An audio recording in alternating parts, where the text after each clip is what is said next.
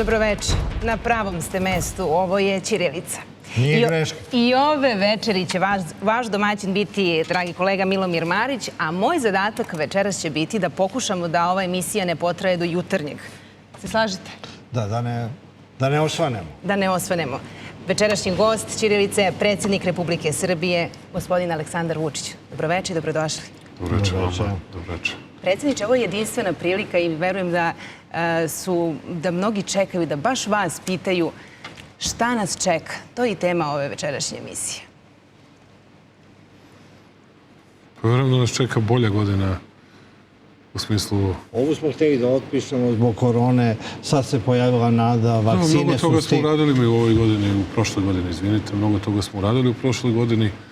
Uvek je to dobro i pozitivno što ljudi očekuju na kraju neke godine da dođe sljedeće koja je bolje, ali imajući u vidu svetske okolnosti i šta se sve u svetu zbivalo, nije bila toliko loša, osim što naravno je bila užasna činjenica da, govorim u ekonomskom smislu, užasna činjenica da smo izgubili više hiljada naših ljudi od ove opake bolesti i to je ono što je velika muka sa kojom ćemo se suočavati u narednom periodu. Verujem da ćemo u narednih 10 dana obezbediti značajne količine vakcina i da ćemo moći da vakcinišemo naše građane, da ćemo moći da pobedimo bolest, da je se suprotstavimo i da se vratimo radu, jer mnogi od nas smo se već pomalo i ulenjili i rad od kuće i sve drugo.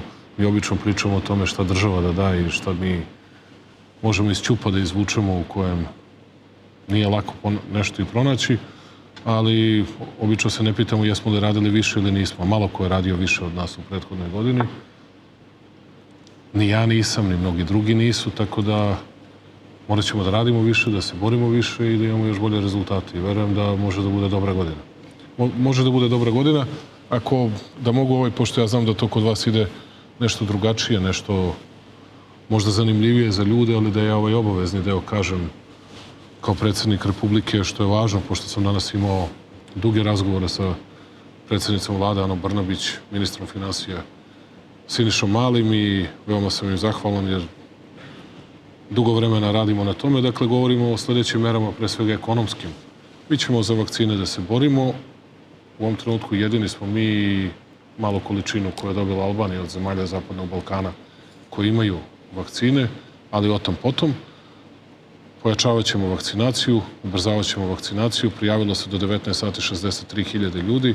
Verujemo da će to biti 100.000 ljudi već za 2 ili 3 dana. Dakle, ono što je važno za ljude, mi ćemo do Sretenja doneti dodatni paket ekonomske pomoći. To je velika novost. On ne može da bude onako izdašan kao što je bio prvi paket. Niti je to jedna zemlja na svetu uradila, niti može da uradi, ali ćemo doneti novi paket. Daćemo novu podršku, novu injekciju za naše kompanije, za našu privredu, za naše preduzetnike, male i srednje preduzeća i velika preduzeća ako hoćete. Dakle, imamo 1.052.000 ljudi koji su obuhvaćeni tim sistemom, dakle, pa ćemo ići verovatno da vidimo kroz 2 puta po polovinu minimalca ili 3 puta po polovinu minimalca. Još nismo odluku doneli, dakle, da isplatimo ljudima. To je, čini mi se, ogromna pomoć, ogromna podrška. Ići ćemo sektorski, dakle, za turizam, kao što smo radili sada, dakle, hotelijere, turističke agencije, vodiče, sve one koji potpadaju to, plus autobuski prevoznici koji su imali velike gubitke. Dakle, da njima idemo na sektorsku podršku sa verovatno još jednom po 0,5, dakle, mimo ovih 2 ili 3. Dakle, također ćemo gledati kako dodatno da pomognemo penzionerima bez obzira na ovo povećanje od 5,9%. Oni će, dakle, u februaru primiti prvu penziju uvećanu za tih gotovo 6%. Nevezano za to gledat ćemo da im dodatno pomognemo. Imaćemo i nešto što će da bude simbolično, ali mislim da pokazuje našu brigu da do marta obezbedimo jedan paket za svakog penzionera u Srbiji gde će biti C vitamin, D vitamin i mislim cink, nemojte me držati za reč. Cink je sad potreban. Lekari pametniji znaju bolje od mene. Pa ne može to da pobjedi koronu, ali je dobro da malo jača organizam, da jača imunitet i to su stvari koje, to je sitnica jedna, ali da kažem samo da je to jedan deo naše brige da se izborimo za njihovo zdravlje, ali vakcinacija je suština svega. Ono što je takođe važno, to je da produžimo garantne šeme. Odlično su se pokazali, oko 1,5 milijarde do sada je prošlo, još 500 miliona imamo negde, kako se to kaže, u cevi. Ići ćemo možda na još 500 miliona. DFC sa kojim smo u okviru Vašingtonskog sporazuma potpisali dogovor. Očekujemo da za 7-8 dana potpišemo prve dogovore oko 300 do 400 miliona dolara i još jedno 500-600 miliona. Se ostvaruju, bez obzira na smenu. To je za nas veoma ozbiljno, to je za nas velika i važna podrška. Ako bismo mi sa još milijardom Centar razvojne mogli... agencije u Srbiji. Tako je. Ako bismo... Centar te Američke razvojne agencije u Srbiji. Ako bismo mi mogli još tu milijardu da izguramo na garantnu šemu za našu preduzeće, plus sve ovo o čemu smo govorili, ako bismo mogli da... To je ono što mogu da obećam i razmišljamo još jedno i da vidimo na koji način ne možemo u onolikom iznosu, ali da vidimo kada ćemo tokom godine, u drugom delu godine moći da pomognemo narodu. Ne bismo li još dodatno potakli razvoj naše opšte potrošnje, koja je takođe bitna. Znači građanima, kao što je... Pa kao što smo jedan put uradili, bili sa 100 evra, ne možemo 100 evra. To bi bilo opet 700 miliona, jer smo se i mi iznenadili da su se bukvalno svi javili. Možda 10 ili 20 hiljada ljudi nije. Svi su se javili, što je i normalno, što je u redu, to je njihov novac.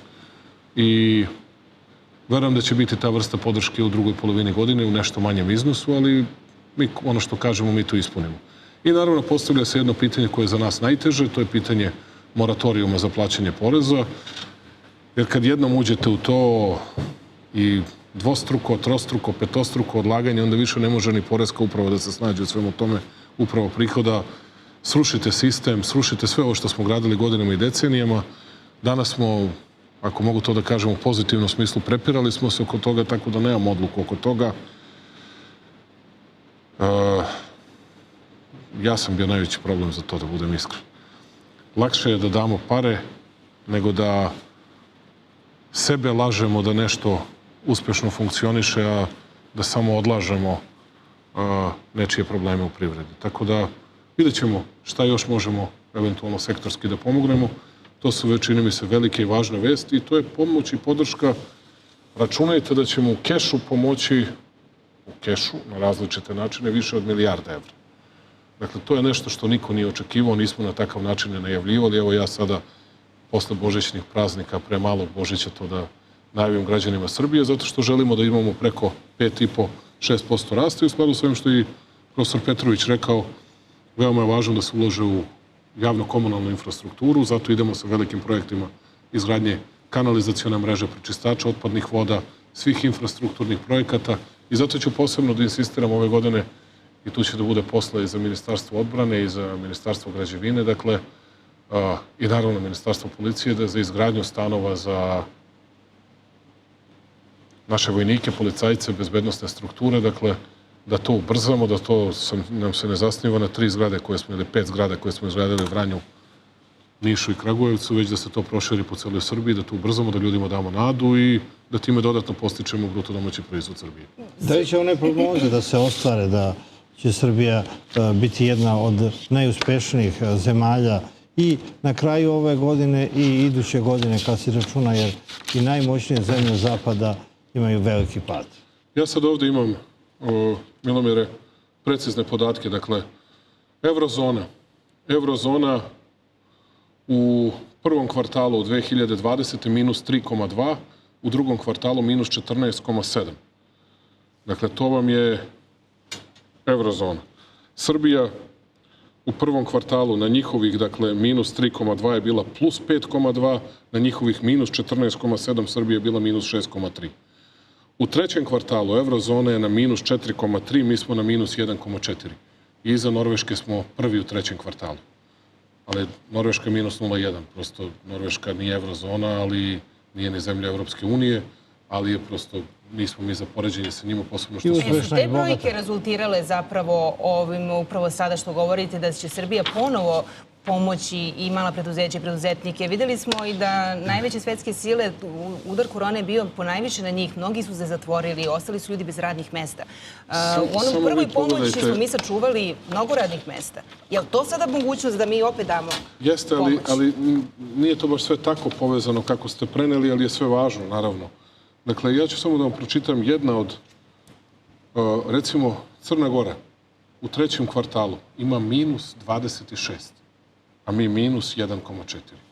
Vi znate šta to znači? Vi znate koja je to razlika? Vi znate šta to donosi? Ali napadi su bili otkud mi bolji od Nemačke, otkud od... Sve ću da vam kažem. Zato što su oni... Mi smo čekali, mi smo zatvorili zemlju, bili na mjesec dana, što je bilo pametno. U tom trenutku uspeli da savladamo taj veliki prvi talas i zemlju brzo otvorili. Svećate sam govorio o niskom startu. Brzo otvorili zemlju. I krenulo je U proizvodnje. maju smo krenula proizvodnja, krenule firme da rade. I kod nas firme su radile, dakle, da li su radile u punom kapacitetu? Nisu, ali su radile i rade i danas. Dakle, nismo zatvorili, mi ne smemo da zatvorimo privredu. Zato što na kraju će vam neko reći, pa izvinite ljudi, a od čega ćemo da živimo?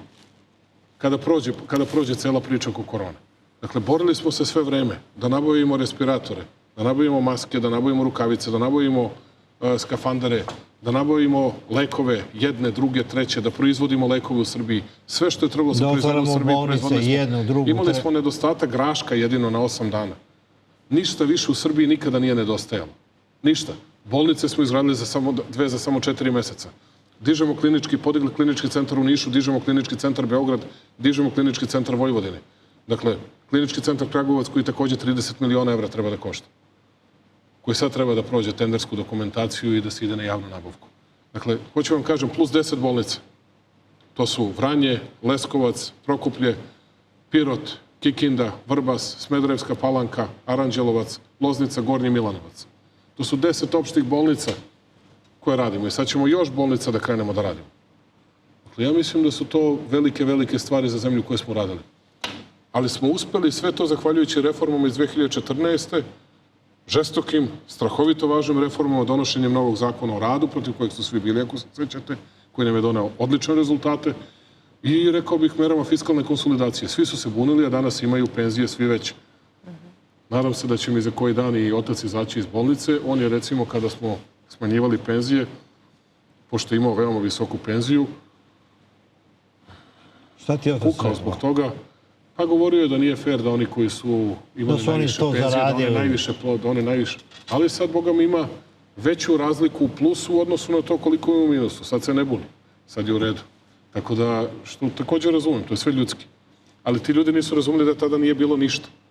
Mnogi jesu, većina jeste. Zato su penzioneri podržavali svoju zemlju, gurali ovu zemlju i zato im beskrajno hvala na svemu tome. Da nije bilo njih, ne bismo ništa drugo radili. Zato za njih će da bude upravo zbog toga što su oni verovali u svoju zemlju mnogo dobrih iznenađenja. Mnogi su tada rekli da je to vaše političko samoubistvo, to što ste tada doneli tu odluku i što ste ušli te reforme. A mnogo sam ja tih samoubistava počinio, oni samo greše u jednoj stvari. Kada morate da uradite nešto teško, neki bi ranije govorili kad morate da progutate žabu, bolje da je progutate, nemoj da davite sa tim 10 godina. Uradite to odmah i završite taj posao. To ljudi na kraju vide ko se bori za njih. Šta ste slušali svaki dan? Ne valja bolnica u Batajnici. I posle 2 dana su učutali. Pa ne valja bolnica u Kruševcu. I posle 2 dana su učutali. Bili su srećni kad je cev pukao. Zamislite njihovoj sreći nema kraja kada pukne cev na nekom spratu tamo u nekom delu bolnice koji nije tu. Dakle, jel vi razumete o čemu mi ovde govorimo? Jel vi mislite stvarno, Katarina i Milomire, da ljudi ne razumiju i ne vide ko se bori i ko gura zemlju napred? Ovo su rezultati koje Srbija nije nikada imala. A vi možete da mi kažete šta god želite. Ne postoji niko ko to može da demantuje. Kažite mi, molim vas, evo oboje, konsultujte se s kim hoćete, kad je Srbija bila prva u Evropi po stopi rasta. Mi čekamo zvanične rezultate, dobit ćemo i 31. marta, konačno za celu 2020. godinu, da se potvrdi da je Srbija broj 1 u celoj Evropi. Ja vam kažem, Srbija je broj 1. Ne znam kako će Irsku da računaju s onim besmislenim računanjem njihovog rasta, gde računaju rast njihovih multinacionalnih kompanija, gde im pare uopšte ne ostaju u Irskoj, nego ih izvoze u Ameriku. To je jedino što mogu da navedu, ali to je čudno računanje, da budem iskrena. Sve ostalo što se meri po Eurostatu, kako mi merimo, nema problema, niko ne može na crtu Srbije. To mi nikada nismo imali. Imamo, zahvaljujući ljudima koji su verovali u ozbiljan rad, u teške promene, u to da napravimo ozbiljan rezultat, u to da gradimo autoputeve, da gradimo puteve, da gradimo pruge. Za godinu dana ćemo ići Beograd-Novi Sad, pola sata, brzom prugom. Za samo godinu dana, za manje od godinu dana do Požege ćemo Mariću ići autoputem. Sad su nam gužve u Čačku, onda će nam gužve preći na Požegu, a onda ćemo da krenemo sa 2 autoputa. Jedan ćemo da, kao što smo morali prema Valjevu da pravimo brzo saobraćajnicu, morat ćemo brzo saobraćajnicu prema Užicu i Zlatiboru i možda ćemo da pravimo autoput ovamo prema Višegradu i Sarajevu i morat ćemo pravimo, dakle, ka zapadu i ka istoku, odnosno jugoistoku, ka Arilju, Ivanjici, Dugoj Poljani koja se nalazi između Sjenice i Novog Pazara. Dakle, to su velike stvari. To je ono što ide. 4 autoputa gradimo. Počet ćemo 6 autoputeva da gradimo. U toku ove godine bivaće u jednom trenutku da 6 autoputeva gradimo. Pošto ljudi ne znaju koji su, da ponovim. Gradimo Kuzmin, Sremska Rača, radi se most na Savi. Gradimo Ruma-Šabac u ovom trenutku.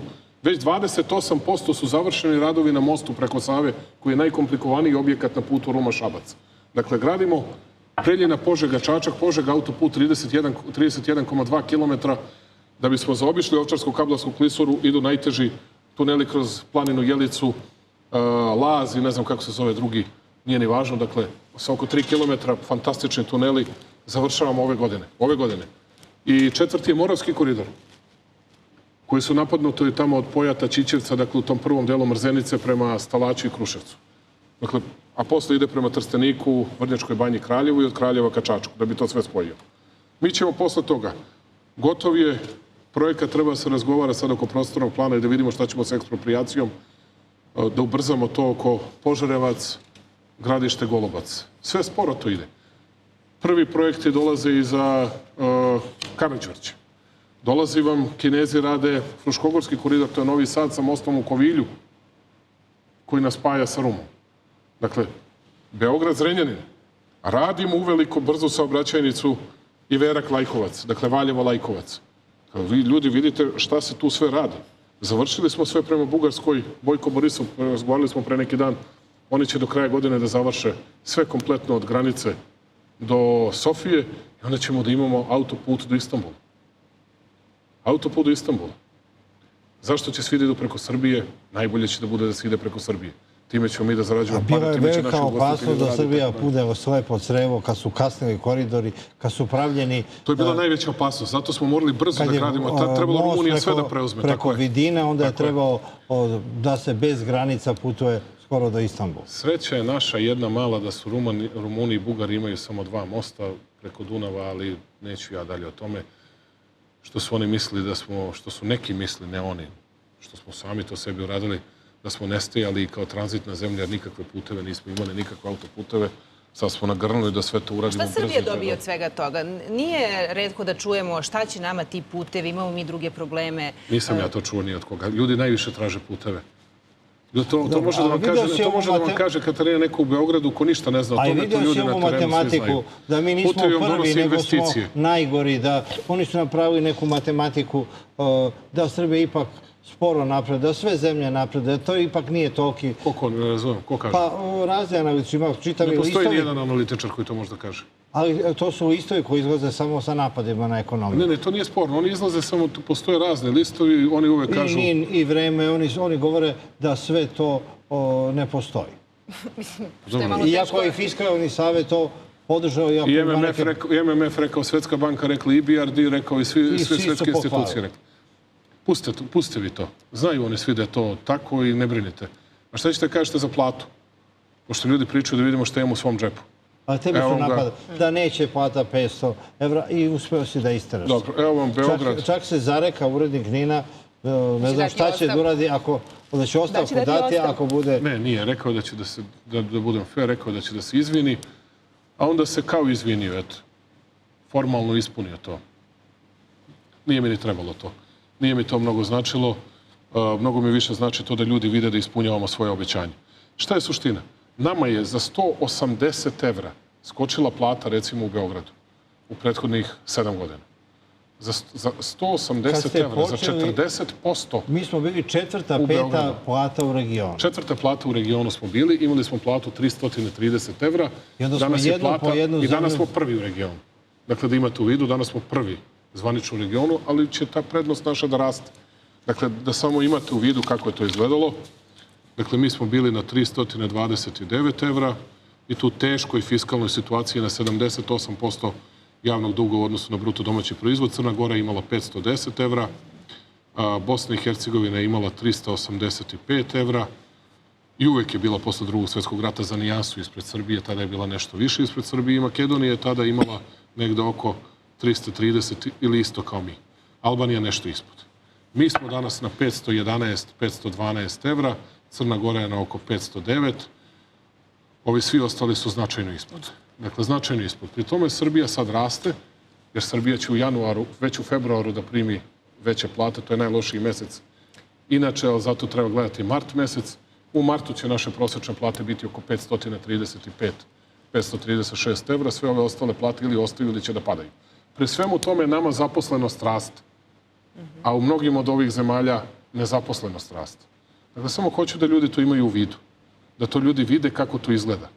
Pri svemu tome stopa javnog duga kod nas se najmanje uvećala u odnosu na gotovo sve evropske zemlje. U odnosu na gotovo sve evropske zemlje. Stopa javnog duga u Italiji skočila na 156%, u Španiji na 116%, u Francuskoj na 114%, u Nemačkoj na 87%, u Hrvatskoj na 88%. Dakle, Srbiji na 57%.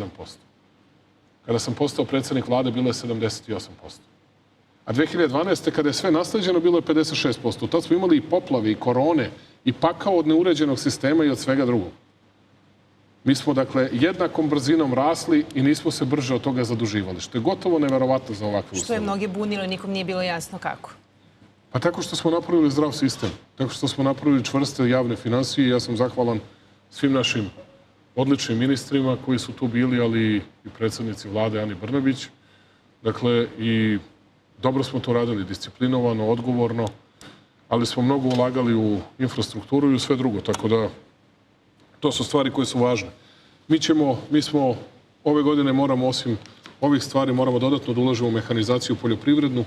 Mi smo uložili između 50 i 65% cene od traktora i drugih poljoprivrednih mašina za 2599 mašina.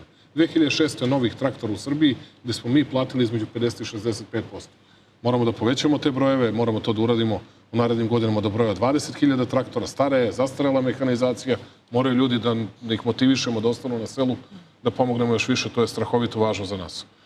Strahovito važno za nas je da pokušamo da vidimo kako i na koji način da još investicije, ovom jedan ekskluzivni podatak, još niko nije objavio, mislim da ga nije Cica Tabaković objavila, a možda i jeste, možda ja nisam pazio, ali ili možda čuva za neku konferenciju u naredna 3-4 dana, pa ću sad ja to da pokvarim, ali nivo investicija Republici Srbiji za prošlu godinu je 2,9 milijardi, neto investicije 3 milijarde bruto investicija, što je apsolutno neverovatno imajući u vidu, govorimo... A šta to znači, samo nam objasnite? To znači, ne, ali to znači da vam je došao Toyo Tires i uložio prvih 30 miliona.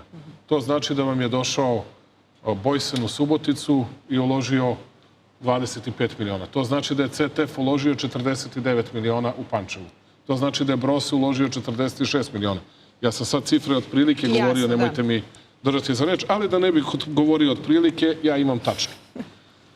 Dakle, Bojsen je 55 miliona evra, Brose grupa je, boga mi, 180,3 miliona, ali to je u 2 godine. Dakle, 55 miliona je Barry Callebaut. Uskoro se otvara najveća fabrika čokolade u Novom Sadu u aprilu mesecu, ako se ne varam. Dakle, fantastična. Barry Callebaut, 75% čokolade u svetu se pravi od njihove sirovine, od njihove čokolade. Moram da vam kažem samo da za čokoladu, neki dan sam pričala sa prijateljima i kaže, stalno predsjednik govori kako dolaze neke investicije, a sve neki, kaže, neka industrija. Kad će čokolada doći? Barry Callebaut je najveći proizvođač čokolada u celom svetu. Evo ga. Dakle, to je švajcarska kompanija i planiran godišnji izvoz čokolade je 95,7 miliona evra.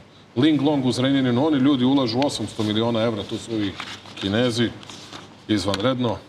Mint grupa Loznica, Kyungshin Holdings u Smederevska Palanka, Korejci, Mint su Kinezi, CT Friedrichshafen 35,6 miliona evra i to samo u R&D centar.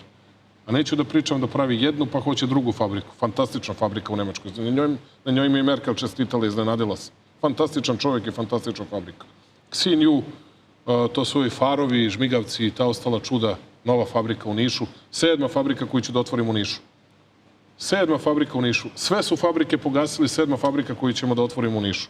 I svaka čast svima koji su na tome radili. Toyo Tires, 387 miliona Maderson, Ćuprija, 38 miliona, planiran broj zaposlenih 445. Janfeng, Trim Sistem, Kragujevac, 25 miliona evra, 162 zaposlena. Magna Aleksinac, 570 zaposlenih. Ono što čekamo, što je važno za nas, to su MTU, Stara Pazova, Continental i Nidek, Novi Sad, kao apsolutno najveći. Dakle, to nam je sve Či to su u nova pipeline. radna mesta, to su nove fabrike, To su velike, to je veliki izvoz, investicije, tako je, to je veliki izvoz, to je veliko zapošljavanje, to je mnogo više. Da biste razumeli zašto je to važno, između ostalog. Osim da može država da ulaže u šta želi. Recimo, mi smo 2012. godine iz budžeta isplaćivali 49% novčanog iznosa za penzije. Ne iz penzionog fonda, zato što nismo imali zaposlene ljude. Ta smo imali 26% nezaposlenih. Mi danas, ili do juče, 25,3% isplaćujemo iz budžeta. Dakle, duplo manje isplaćujemo iz budžeta zato što nam je zdrav sistem. I onda mogu penzije da budu i veće.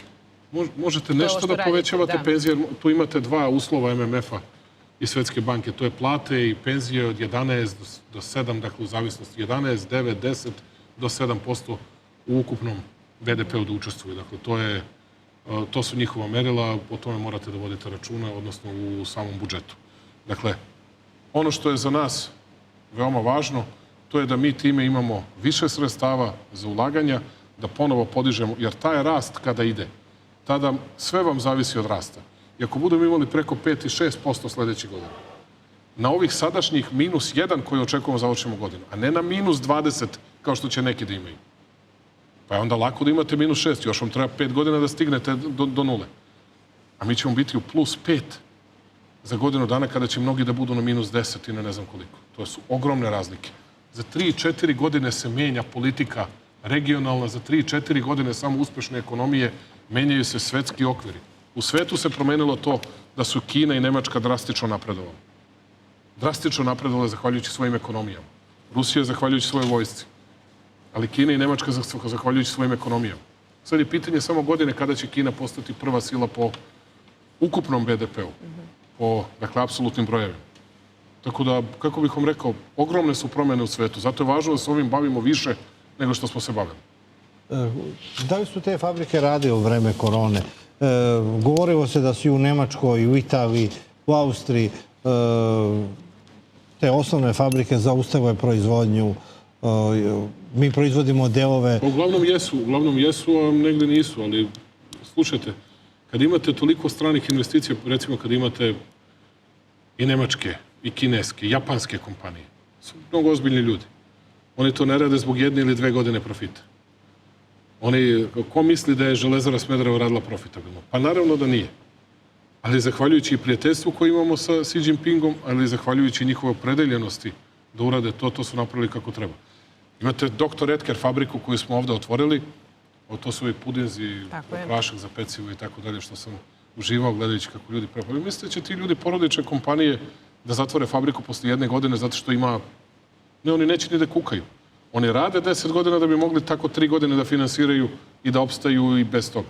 Tako da kad imate takve nemačke kompanije, japanske, ako hoćete, francuske i mnoge druge, onda nemate problem sa tim. Onda možete da postignete najbolje moguće rezultate i ja sam zbog toga zaista veoma srećan. Minimalac smo podigli na 32.126 dinara, pre samo 7 godina je bio 15.100 dinara, dakle više nego udvostručili minimalac. Naravno nije u realnom iznosu ono dvostručan, ali je 70 i nešto % više u realnom iznosu nego što je bio pre samo 7 godina. Time pokazujemo i brigu za najsiromašnije radnike, za najsiromašnije ljude i ja mislim da je to za našu zemlju od velikog značaja. I ono što nisam rekao kada sam govorio, dakle, o platama, recimo, mi smo u poslednjih godinu dana za 30% uvećali plate, računajući ovo poslednje povećanje od 1. januara, za 30% uvećali plate medicinskim sestrama, čak i malo više, 31%, a lekarima za nekih 27%. A ukupno smo lekarima uvećali za 53,73%, a sestrama za 63,64%. Pa mi vi recite da je to neuspešno i da je to malo, izgradivši sve ove bolnice. Kao kada vas neki kritikuju pa kažu što bolnice ne gradite, a mi sve bolnice sami izgradili, oni ni jednu bolnicu nisu izgradili, ali dobro. I izgradit ćemo bolnicu u Gračanici sa 150 ležajeva, to ćemo 6 miliona evra. To ćemo 6 miliona evra da uložimo. Tako da, što se toga tiče, ja sam zadovoljan. Nakon Jesu li vrlo stigle- teške godine.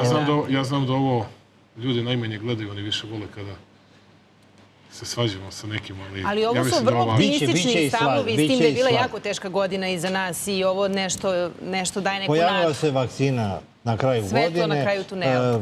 Srbija je za razliku od mnogih bogatijih zemalja došla do vakcine. Mi smo uložili novac u COVAX program Evropske unije. Da li smo i preko toga dobili Pfizeru vakcinu ili direktno iz Amerike? Nismo dobili, nego smo platili, pošteno platili Pfizerovu vakcinu i hvala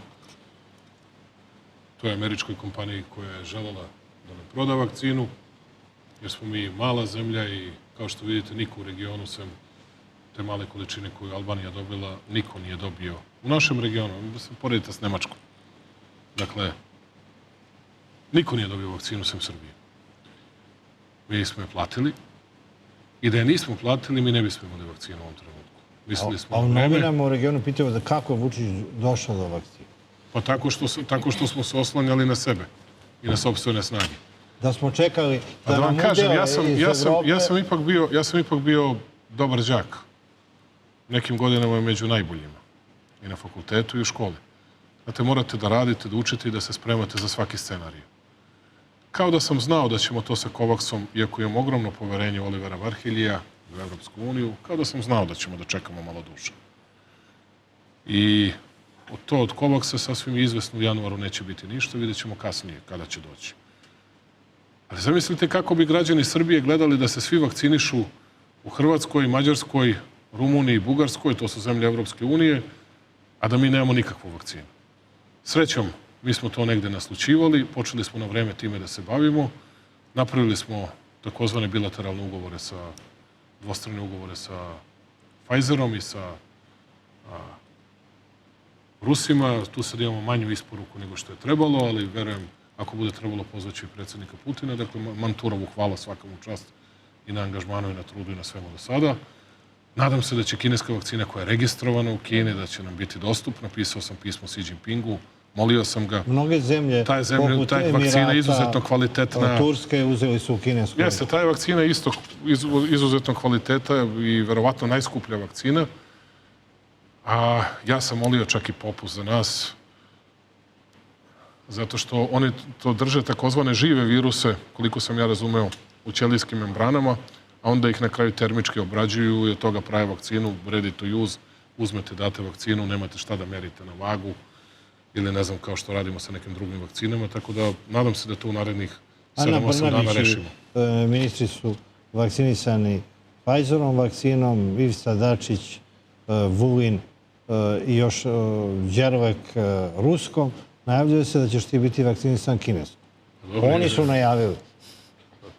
Kad stigne tih 1 milion doza kineske vakcine, ti ćeš biti maneken za kinesku vakcinu.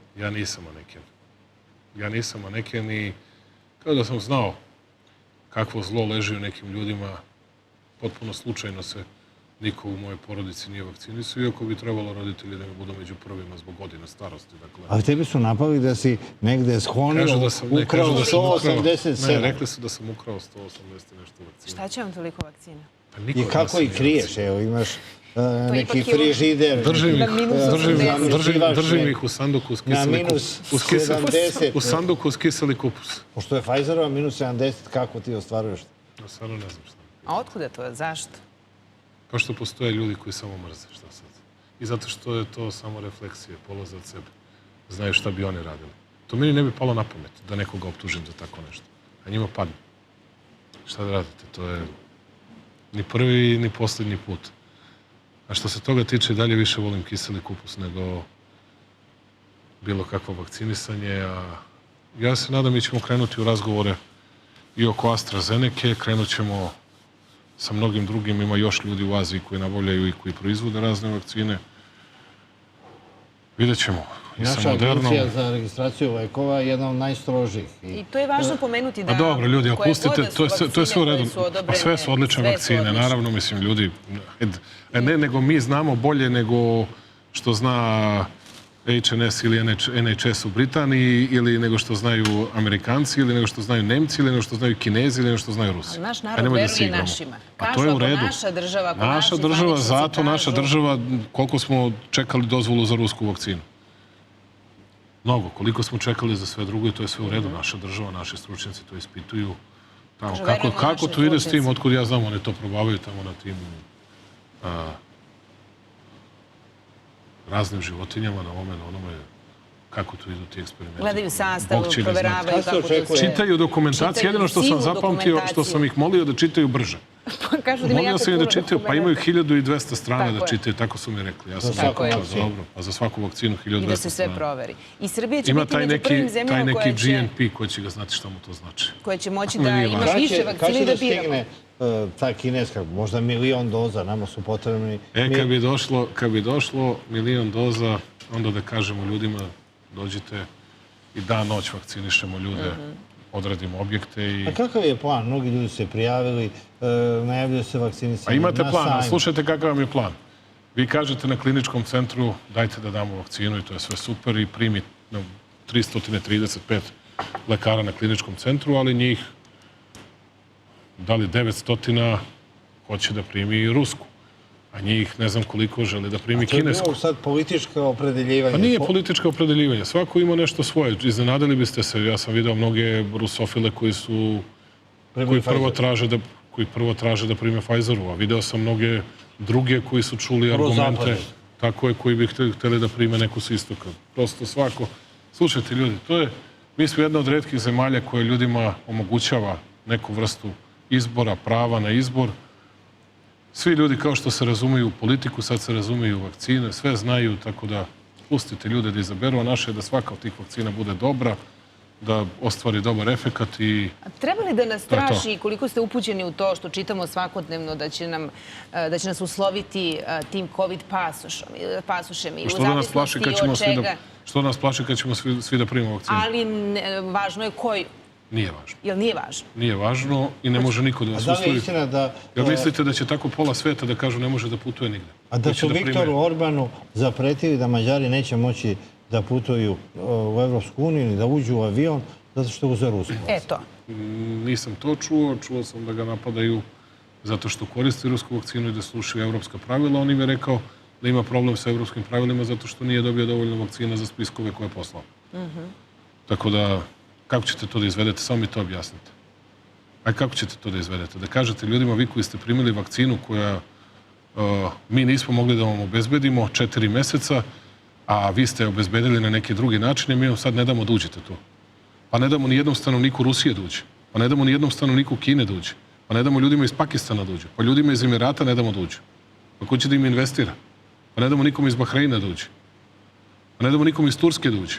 Vi stvarno mislite da je to realno, da je to moguće? Ja sam se svakojakih ludosti naslušao, ali takve ludosti takvu ludost još nisam čuo. I ne verujem da postoji budala na svetu kome bi to moglo da padne na pamet. Dakle, a raznih ima. Posle svega što sam video sad u politici u poslednjih 10 dana i čega sam se sve naslušao, ali tako nešto još ni od koga nisam čuo. Da li si čitao izjavu Dragana Đilasa? On je gostovao na N1. Jel ima nešto važnije još pre nego što pređemo na to?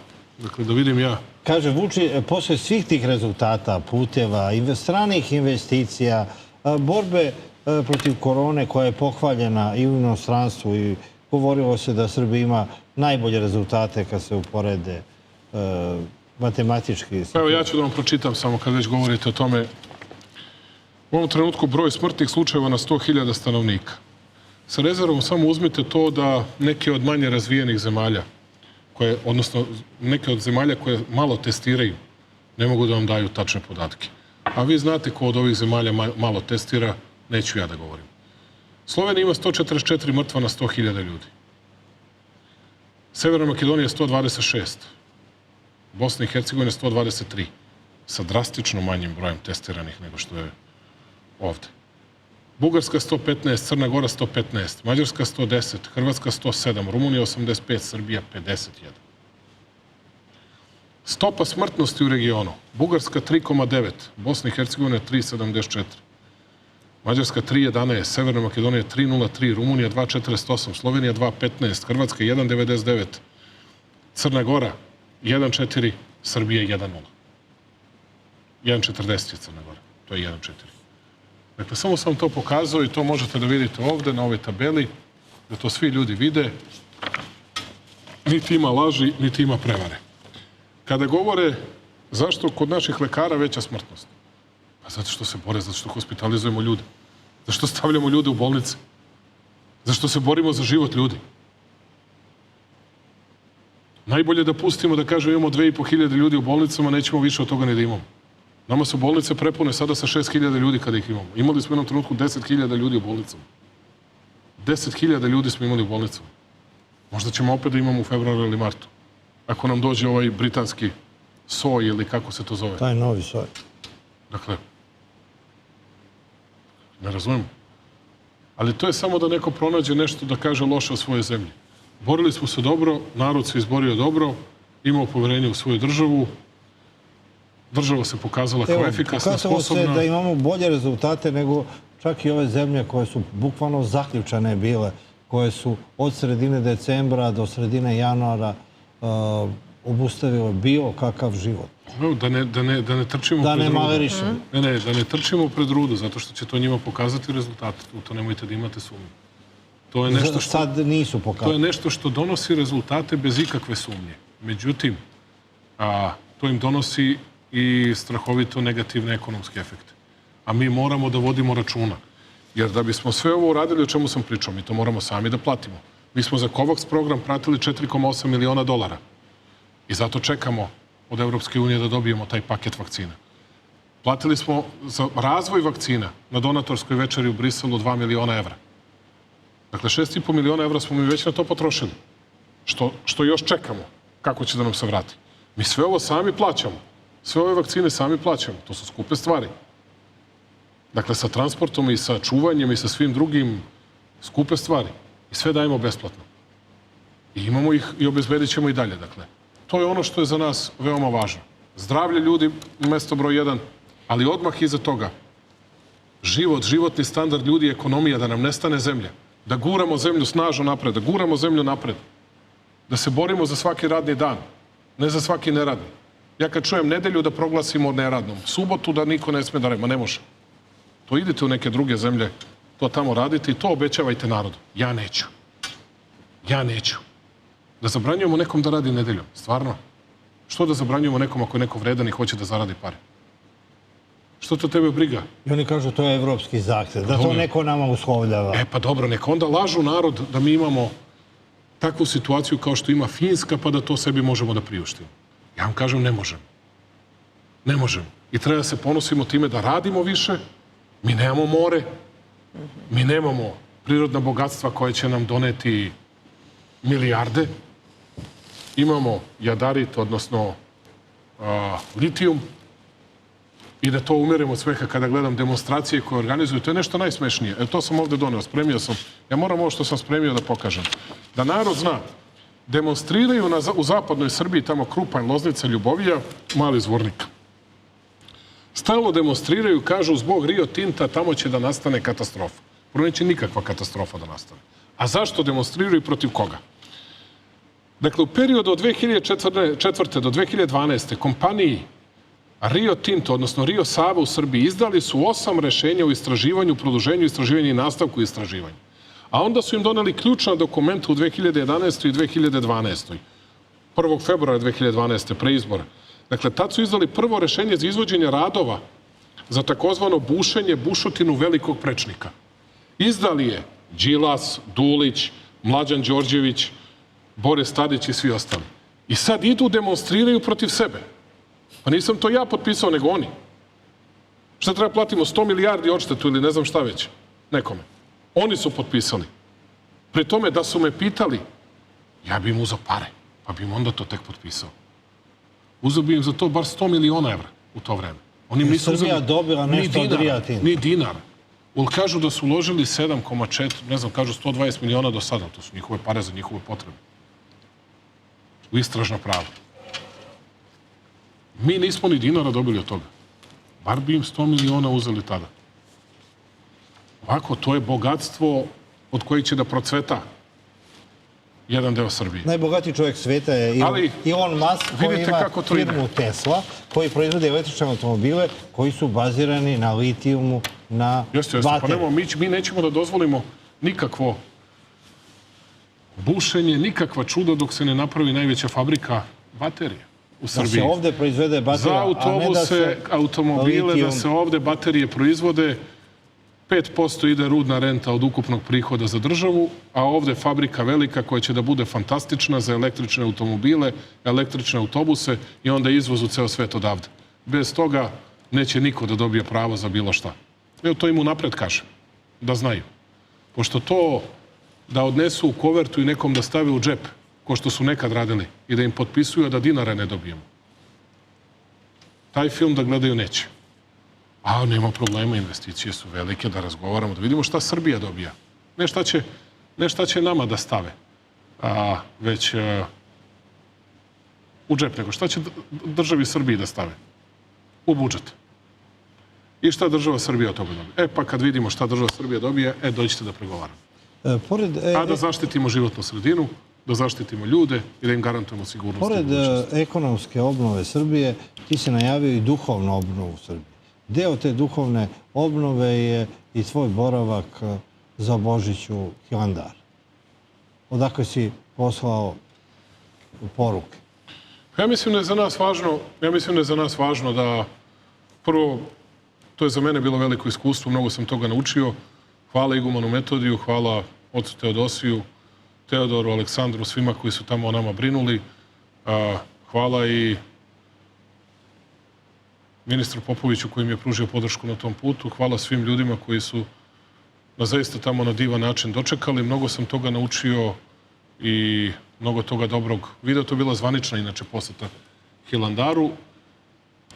Ja sam, kao što Milomir to zna, Katarina, vi ste neka nova generacija i mnogo mladi.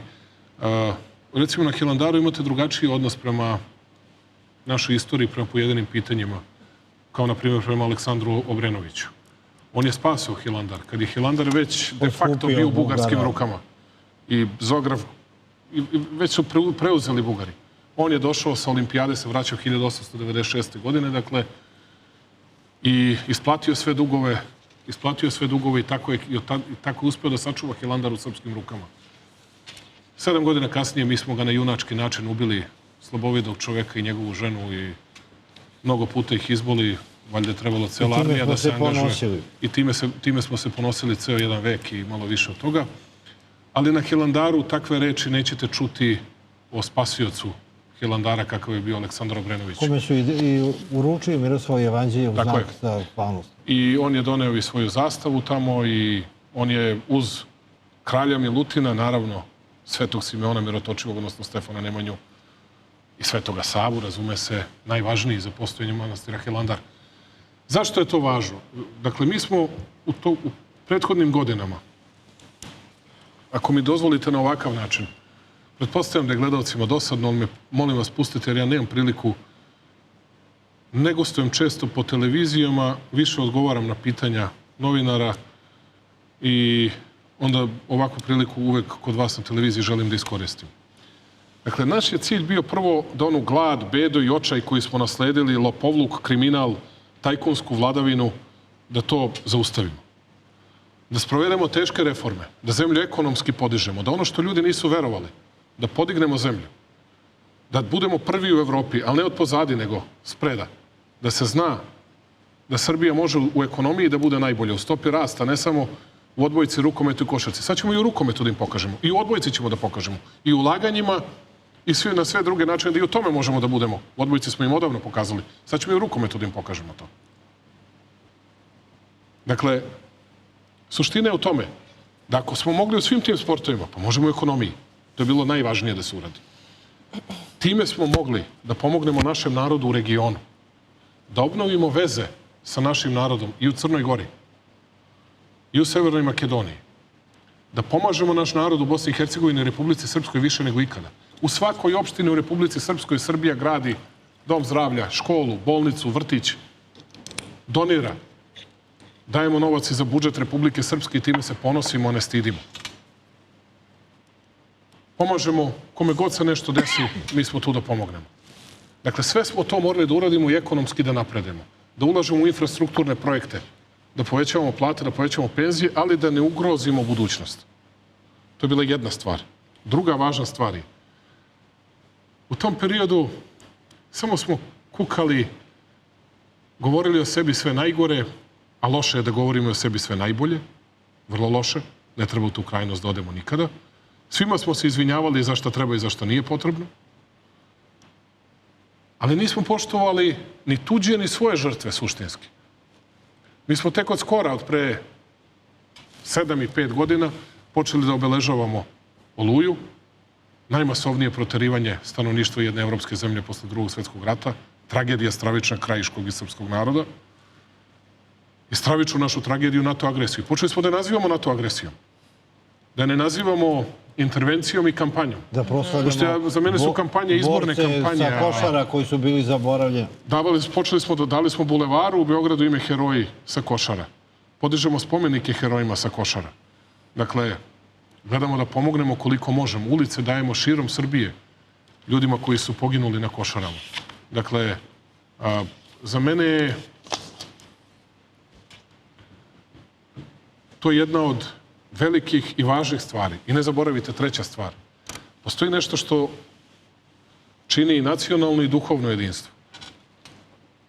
A to vam je i hram Svetog Save, to vam je naravno i manastir Banjska, to vam je i crkva u Deževi, ali to vam je hram Svetog Save pre svega. Pa da nismo uložili toliki novac, još 100 godina bismo ga mi gradili. I mislili su ljudi da se nikada neće završiti, da se mi ne lažemo. Mislili ste vi to, Milomire. Pa svi su mislili, da. Tačno od Matije Bana, od prve njegove ideje, koliko 130 godina ima, 135 godina. Ovo sad slike koje ljudi vide nisu sad je urađen pod, kompletan. Tako je, ovo je i za vreme izgradnje dok se sve Ovo je nešto ranije. Sad je sve to perfektno završeno, predivno izgleda. Ovaj horos je čudesan. Ovaj mozaik je fantastičan. To deluje, ne postoji lepši pravoslavni hram na svetu. To je srpska Aja Sofija, kako je nekad... To je nova svetska Aja Sofija. To je nova svetska Aja Sofija. To je najlepši pravoslavni hram. Ako smem to da kažem, to sam čuo od izaslanika ruskog patrijarha Ilariona, drugog čoveka ruske crkve. On je to rekao da misli da je to danas najlepši pravoslavni hram na svetu. Ja sam siguran u to. U svim velikim sam bio. Ne postoji ništa što sa hramom Svetog Save može se porediti. Zahvaljujući patrijarhu Irineju, fantastičnom čoveku, dakle da sad ne pričam o svemu što je radio za crkvu, njegovoj energiji da nas gura, bodri, da traži, svi zajedno smo uspeli da... Ja ovakav svoj izraz lica ne pamtim da sam ikad vidio što sad vidim. Ja ovo nisam ni gledao na televiziji. Ne znam da su to ljudi mogli da vide. To je posebno zadovoljstvo kad vidiš šta smo radili. Sad sam želeo, otišli smo u Hilandar, rekao sam im, potrebno je 3 miliona evra da se obnovi do kraja. Mali novac. I više ćemo od toga da damo. Potrebno je da uradimo za još neke druge stvari. Hoću posle toga da obnovimo crkvu koju je podigao kralj Milutin. Ta crkva u koju svi idemo, posle kojih se svi osjećamo i bliže Bogu i u kojima razna čuda doživite. Dakle, dajte da je obnovimo. Ovo je velika godina. 1321. godine umrao veliki kralj Milutin. 700 godina danas. Vreme je da krenemo i u obnovu sabornog hrama. U više faza. Zna to iguman Metodije kako da radi. Tako da... Je li obnova duhovnosti danas važnije nego što je bila ranije ili se samo tome nije pridavalo? Mi ničemu nismo pridavali značaj. Mi smo samo kukali i govorili da smo u svemu najgori. I sve nam je bilo... I mirili se sa tim i samo smo kukali i kukali. I za sve nam je bilo potrebno 100 godina. Najbolje, mi smo najgori. U to vam spada i Stefan Nemanja. Spomenik, dakle, koji će na Svetog Savu da bude otkriven. Jedan veličanstveni spomenik koji je radio Aleksandar Rukavišnikov. Jedan od najboljih svetskih vajara. Jedan od najvećih svetskih imena. Šta sve nije pisano u Beogradu njemu? Ja čitam svaki dan. Danas su prevazišli sebe. Da li si video faustni simbol? To je danas na naslovnoj strani. Vidio sam, kaže to Vučić. Sramota mi da ponavljam ljudima šta su stavili na naslovnoj strani. Ako njih nije sramota, možemo i da ponovim. Ja ne mogu. Ako se sećate. Ja ne mogu, ali evo Marić može da ponovi. Da je to faustni simbol, da ti rešavaš neke komplekse preko tog spomenika. Pa onda su napali mač da najavljuješ novu borbu, nove ratove. Ne, naprotiv. Da nisi, krst je prva, na maketi je bio krst. Na maketi je bio krst. Dobro i? I zašto je sada mača nije krst? Šta vi to poručujete? Jel vi kažete da će biti nove poručujemo, ratovi? To su komentari. Ne, izbjegavao sam sve te stvari i sve ove ratove imali smo mir. Nikada i sve pretnje i sve što je A dolazilo s polja. napadali su te i za stabilokratiju, što je mir. Naravno, zašto god stignete, da ljudi samo razumeju. Taj spomenik izgleda fantastično. I kada bude osvetljen sa 250 stabala, to će biti najveći i najlepši trg u Beogradu. A bile su dve verzije, dve makete. Ja imam maketu sa mačem, a drugi su imali maketu sa krstom. Ali je bilo pitanje da li će da se insistira na tom spomeniku na nacionalnoj državotvornoj ideji Nemanje, ili na Svetom Simeonu. A Nemanja je mačem stvorio državu. Nemanja je mačem poreklom iz Ribnice, Podgorice. Dakle, on je kroz borbu i Travun, i Hum, Zahumlje, dakle, Hercegovinu, Neretljanski deo, dakle, ceo zauzeo, dakle, Kosovo. Takođe, dakle, i ovaj deo bez Bosne, Neretljanski deo, dakle, to je mačem. On je 1196. godine tek otišao u Hilandar. Pošto ljudi, neki su me napadali, kaže što Vučić laže da mu je grob u Hilandaru kad je u Studenici, pa i ljudi prvih 8 godina je bio. Pa odatle, pa je prebačen je mošti u Studenicu, ali odatle i čuvena loza Nemanjina na Hilandaru, ali znate, kaže naš narod, što je tikva praznija, to je bezobraznija, pa tako imate ljude koji su polupismeni, a drže vam pridike i predavanja svaki dan. Ljudi će biti oduševljeni. I to se sve nekako spoji u godinama velikim za srpski narod, da sve to postignemo, a da čuvamo mir. A da čuvamo mir, da nikome ne pretimo, da ih pustimo sve. Ja svakog dana slušam pretnje i saopštenja, neka dođu iz Sarajeva, neka dođu iz Podgorice, neka dođu iz Zagreba, neka dođu iz Prištine svaki dan. Odakle hoćete, kako hoćete. Od koga hoćete. Samo kažete, samo vi svoj posao, mi svoj posao. Mi hoćemo mir, hoćemo s vama sve najbolje moguće odnose, ali Srbiju da gazite ne možete. To što ste naučili da je gazite u bivšoj Jugoslaviji, to što ste naučili da je gazite pre toga, to što ste naučili da je gazite s Ferdinandom zajedno i Francom Jozefom i svima drugima, više ne može. Što ste s Turcima naučili da je gazite zajedno, ne može. Više ne može. Često kažu da... A mi ništa tuđe nećemo. Samo da budemo svoji na svom. Da je za političare često važno da im narod veruje. Ali iz ovoga negde, ako se ne varam, čitamo da vi verujete narodu i da verujete upravo da je to možda važnije nego ovo prvo. I koje su potrebe, koje su nade, koja je vera u tu budućnost o kojoj stalno govorite? Da vam ja kažem, ja verujem u naš narod, u njegov sud. Nekoliko velikih ljudi je reklo da je besmisleno okretati se za svakim ko kamen za vama baci i nemoguće je, posebno ne u eri društvenih mreža, ali mnogi velikani su govorili od Churchilla do Šimona Pereza da nisi baš mnogo i uradio ako nisi napadan. Oni koji nisu napadani, a čime su se istakli pa da budu napadani. Tako da neko se istakne svojim radom, svojim delima, neko se istakne svojim lopovlukom, pa narod neka sudi. Moram malo da vas pitam, malo pre ste pomenuli da smo konačno došli do toga poslednjih godina da neke stvari nazovemo pravim imenom kao NATO agresija. I sa druge strane, izvinite još nešto, kad govorimo o tim nacionalnim pitanjima.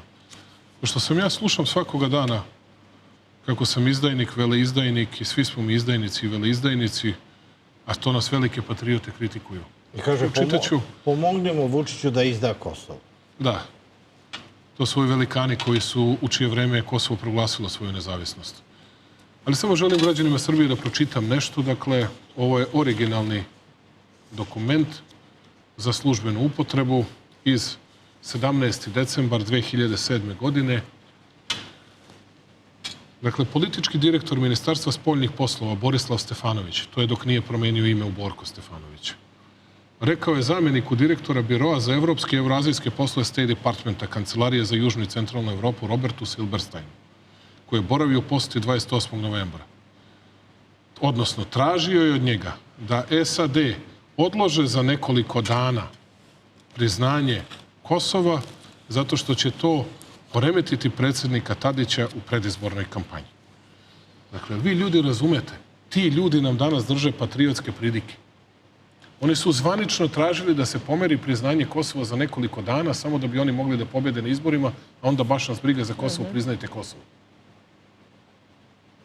Mi smo imali... Pričamo o zvaničnim Tada je dokumentima. Vojislav Koštunica u razgovorima sa Martijom Ahtisarijem govorio da on ne veruje da će Srbija ikad vladati Kosovom i da nema ništa protiv nezavisnosti Kosova, ali samo da se tako ne zove. Ja to nisam video da je na takav način rekao Vojislav Koštunica, a da je Borislav Stefanović, koji je umeđu vremenu promenio svoje ime, to rekao, za to imam dokaze.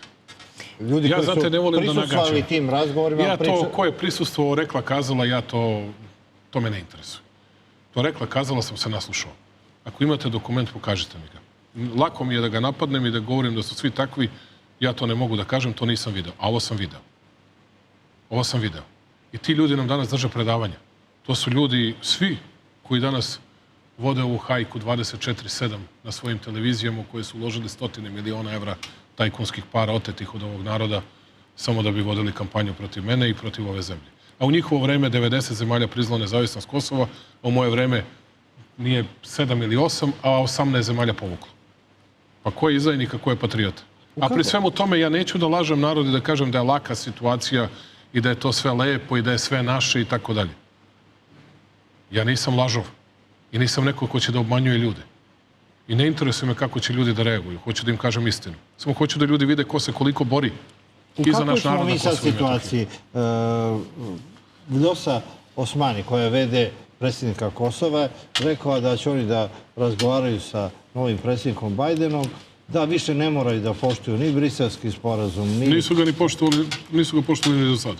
ni vašingtonski Zato im ne sporazum. treba Bajden, to su imaju dogovor sa Evropskom unijom da ga ne poštuju. Da to za njih jednostavno ne važi i da će oni da konkurišu za UNESCO, za međunarodne organizacije, iako je sporazum... Samo jedva čekam da se to desi, da ljudima objasnimo. Pošto oni pojma nemaju, oni ne čitaju sporazume koji sami potpišu. Dakle, pošto oni u tom sporazumu ne smiju da se prijavljuju u međunarodne organizacije. Nemaju šta da rade na ovom priznanju. Tako je. Budu li se prijavili u bilo koju organizaciju, čekat će ih velika iznenađenja. Velika iznenađenja. A oni znaju da kad im ja to kažem da je to istina. I onda samo nek se vataju za glavu. I ja ovo ne obraćam se njima. Jer ja znam da to njih ne interesuje mnogo. Ja se obraćam ovo njihovim mentorima. Onima koji su im pravili takozvanu državu. Pošto je to tako, ako se ne budu držali sporazuma, ja vas obaveštavam, suočit ćete se sa brojnim iznenađenjima, pozitivnim za naš narod, a nisam siguran da ćete vi tako pozitivno da reagujete. A vi razmislite jesam li blefirao ili nisam. I nisam rekao jedno ili dva, već brojnim iznenađenjima. Samo zapamtite, a ja sam uvijek veoma precizan čovjek. Veoma precizan. Vodim računa o detaljima. Mnogi stvari danas isplivavaju. Ako se slažete, pogledamo samo jedan snimak, da ne bude samo vi govorite ove stvari u raznim emisijama. Evo, Ljiljana Smajlović je upravo... Puštajte vi šta god hoćete. Hajde da poslušamo zajedno i da čujemo predsjednika Akademije. Da status quo ne može biti opcija za Kosovo. Mi smo tek iz Wikileaksa saznali da je Angela Merkel cijelo vreme bila ljuta na Borisa Tadića jer mu je ona poručila da ne podnosi kandidaturu za Evropsku uniju, da Srbija ne može još postati kandidat. Lepo se znalo da je Angela Merkel rekla posle Hrvatske jedno vreme nikoga nećemo primeti. Znači, mnoštvo smo stvari saznali. Šta smo još saznali? Ajde, evo, sad ću da vam kažem. Saznali smo da je Borko Stefanović išao u američku ambasadu i govorio, molim vas, priznaćete Kosovo, ali nemojte pre drugog kruga izbora, nemojte da kvarite šanse Borisa Tadića da bude izabran za predsjednika. Pa na kraju su Amerikanci sačekali ne samo drugi krug izbora, nego su nekoliko dana posle inauguracije Borisa Tadića priznali Kosovo. Ovo su stvarno sitnice, ne govorim, ne, ajde da kažemo Dragan Šutanovac. Dragan Šutanovac 2007. kaže u američkoj ambasadi, moj jedini zadatak je da pripremim oružane snage za ulazak u NATO. To su stvari koje on nije pričao javno. Sve ove stvari se ne pričaju javno. Mi to saznajemo zato što pročitamo Wikileaks. Te stvari se ne govore javno, mi to saznajemo. Saznali smo to, ali nije to nije neka tajna, da vam prvo kažem. To oni govore i danas u ambasadi, mislim, u koju god ambasadu dodaju, to i danas pričaju. Oni to pred vama pričaju drugačije. Pred narodom pričaju drugačije. U ambasadi pričaju sve što i vole da čuju. A ja, nažalost, moram da govorim, nažalost, iz tog političkog ugla moram da govorim uvek istinu jednima i drugima. I ne mogu da vam kažem da nam je dobra situacija na Kosovu i kako ćemo lepo da uživamo i lako da rešimo taj problem, nećemo. Zato je potreban kompromis i potrebni su teški razgovori i mnogo muka i s jedne i sa druge strane. A ovo ja njima odgovoram i borim se zato što vidim da oni nisu spremni ni za kakav kompromis. Ali na to vam kažu da ste vi Srbi ne izdajnik. razumeju, molim? Na tako kažu da vaše sam stavove izdajnik. da pomognemo, da treba svi da pomognu vama da vi izdate Dobro. Kosovo. Kako će da mi pomognu? Tako što su ga već do sada dali, tako što su im pomogli sa presudom Međunarodnog suda pravde, podizanjem granice na Jarinju i Brnjaku, gde nikada nismo imali. Ili ovako, da mole da dođe inauguracija, pa onda da neko prizna Kosovo. Predsjednik Srpske akademije nauka Vladimir Kostić je, kad je izabran, rekao da mi ne vladamo Kosovo, da moramo trezne glave da o tome razmišljamo i sad je to ponovio u jednoj TV emisiji i to je izazvalo napade i Vladike Grigorija i nekih boksera i raznih na društvenim... Hajde poslušamo da vi, naši gledalci, znaju o čemu se radi. Za Srbima neko treba jasno i glasno da kaže da Kosovo de facto i de jure nije naše i da što pre to neko bude rekao da će nam svima biti bolje. Nije, međutim, to dobilo podršku ni institucija u državi, ni crkve, ni kasnije. Da li vas to iznenađuje? Zašto mislite da jer, evo, ja sam juče razgovarala sa jednim vladikom koji kaže pa profesor, a vrlo često postavim to pitanje o toj vašoj izjavi, pa profesor jednostavno nije u pravu. Dakle, zašto mislite da se niko o tome jasnije ne izjašnjava? Ja potpuno prihvatam da ja nisam u pravu. Pitao bih tog vladiku odakle mu ubeđenje da je on u pravu. Iz prostog razloga što sam ja putovao pre bukvalno nekoliko nedelja i prelazio granicu. Tačno su mi pokazivali uglove ulica, dakle počinje deo koji više nije zgodan za šetnju ili kretanje. Sa druge strane, bilo bi sjajno i eto svima relaksacije da je Vladimir Kostić potpisao i Kumanovski sporazum, i Dejtonski sporazum, i Briselski sporazum. Onda imamo krivca i nemamo čemu da razmišljamo. Kazali ste vrlo otvoreno i to da vaš stav nije zadržavanje statusa quo, ali sve što živimo izgleda da ćemo i nastaviti u tom pravcu da idemo. Šta mislite šta može da bude posledica toga? Pa posledica se sada već vidi. Ja lično mislim da mi sigurno nismo u tom smislu... Status quo ne postoji zapravo. I status quo će iskoristiti oni koji zapravo žele da naravno uobliče sopstvenu državnost na način koji to čine već 20 godina. Negde moramo mi da se okupimo i to bih hteo da kažem tom vladiku. Pustite parole pod kojima se osjećamo herojski i sigurno. Hajde mi, ako Boga znate, da sednemo da se dogovorimo. Šta je nama činiti u svetu koji se oko nas menja brzinom koju ne možemo da pratimo? Sad ste pomenuli da ste čitali intervju ekonomiste. Ja sam čitala intervju vašeg kolege akademika Matije Bećkovića koji kaže crkva je u Crnoj Gori imala snagu da odbrani Crnu Goru, da im donese slobodu. Ako je to mogla u Crnoj Gori, u Srbiji će moći da sačuva Kosovo. Kako vi vidite položaj crkve? Ako je Matija Bećković u pravu, ja ću se strašno radovati, samo ja ne vidim na kojim osnovama se gradi ta vrsta, sem ako ne krenemo u neku vrstu svetog od obračuna ili nekakvog plana koji ja ne vidim u ovom trenutku. Evo, vidjeli smo izjavu akademika Vlade Kostića i polemiku koju on vodio sa Vladikom Grigorijem, koji se kandiduje za ulazak u politički život. Sada pričamo o ozbiljnoj temi, pustite kandidovanje Vladike. Da, ali on je... Ajde pričamo o ovome što je ozbiljna tema, ako možemo. Što mislim da je ovo od presudnog interesa za građane Srbije i daću odgovor koji nije lagan ili za koji ljudi ne bi volili najviše da čuju. Prvo, ne razumem histeriju zbog reči Vlade Kostića, predsjednika Srpske akademije nauke i umetnosti, sa kojim imam mnogo razmimoilaženja ili gotovo ni u čemu nisam saglasan. Prvo, mi moramo da razgovaramo i da tolerišemo jedni drugi. A ne da psujemo majku nekome čak i ako drugačije mislimo. No čovjek pokazao hrabrost, pokazao odgovornost da iznese stav koji nije većinski. Kao što su na mene krenule salve kada sam govorio o tome da je potrebno razgraničenje. Napada sa svih strana. A nikad mi niko nije ponudio alternativu. Osim čekaj. Šta ćemo da čekamo, ne znam ni sam šta ćemo da čekamo.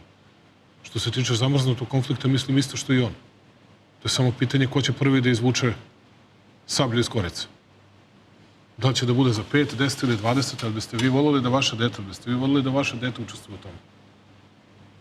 Ja imam 2 sinova, ne bih volao. Ne bih volao ni jednog da mi bilo ko sutra vrati u sanduku. Kao što ne bih volao, naravno, da kažem da je Kosovo i Metohija njihovo, niti bilo šta slično. Ali zato moramo da sedemo da razgovaramo, da između sebe se dogovorimo, da budemo korektni, da budemo fair i da kažemo šta je to što je kompromisno rešenje. Ako nemamo jedno, da pronađemo 10 varijanti, da pronađemo i da sačuvamo mir. Ako je to ikako moguće. Ja mislim da je to racionalan i ozbiljan pristup. A to što ćemo da vičemo na predsjednika Srpske akademije, jer smo mi veliki rodoljubi. A u čemu smo to neki od nas bolji? U tome što imamo više džipova i Maseratija i Ferrarija. On glup, a mi pametni. Ima tu istine u čemu je on govorio, ima stvari koje mislim da možemo više da dobijemo. Ne mogu da se saglasim u potpunosti, ali ima stvari koje... Drugo, poređenje sa Crnom Gorom, kakve to veze ima? Ne, nego to je bila Pa što Crna Gora kad smo odbranili sve u Crnoj Gori? I kad je crkva odbranila sve u Crnoj Gori? Pa ja sam zaista svom snagom podržavao sve ono što je crkva tražila. I kao predsjednik Srbije, i lično, i kako god hoćete. Moje pitanje je, pa što Crna Gora nije povukla priznanje Kosova? Što nije napustila NATO, što? Pa pustite NATO, sad pritom za Kosovo. Što nije povukla priznanje Kosova? Ne, nego je to ostavljeno veleizdajniku Vučiću da se sa tim bori. Ne mogu da razumem tu vrstu negativne kampanje. Pa to je razgovor. Ajde da razgovaram. Ajde da vidimo šta je tačno, a šta nije tačno. Iako sam nečim doprineo da svako ima pravo da kaže šta misli, nadam se da je to večeras bar toliko značilo. Pri čemu, opet ponavljam, dakle, niti bi akademik Kostić rekao da je sa mnom u nečemu saglasan, niti bih to ja lako izustio. Ali to ne znači da neću da branim njegovo pravo na mišljenje i njegovo pravo da iznosi argumente, a da mu kažem da su svi argumenti njegovi glupi i netačni, ne mogu. A da ćemo da se borimo da dobijemo više od tog ništa, svakako da ćemo da se borimo da dobijemo više od tog ništa. I mnogo više od tog ništa. Tvoja borba da ne može jedna strana da dobije sve... I ovo što sam rekao, izvinite, znaju svi. Znaju svi. Svaki čovjek u Srbiji zna. Samo se svi malo prave blesavi.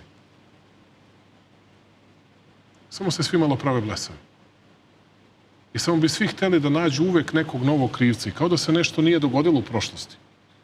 Kao da mi nismo imali 61. godine 27% Srba na Kosovu. Pa smo tada krenuli da gubimo procentualno naše stanovništvo. Kao da nismo de facto izgubili Većinu smo izgubili još 900. Još, boga mi, krajem 19. veka. Dakle, ali sve to nije važno. Ne znači to da mi treba njima nešto da predamo što nije njihovo. Ako si nešto uradio, ti si vratio Kosovo za pregovarački sto. Svi su uspeli da vratimo Kosovo za pregovarački sto. To je gotova stvar bila. I u Vašingtonu i u Londonu. Vidite kako su je završili. I naša borba za Kosovo i Metohiju mora da traje. I borba za naš narod na Kosovo i Metohiju. Ali nama ne sme da uđe krv u mozak da ne možemo da razmišljamo. I da ne budemo realni. I da ne budemo iracionalni. I da ne lažemo sebe kako je situacija laka i jednostavna. Nije, užasna je.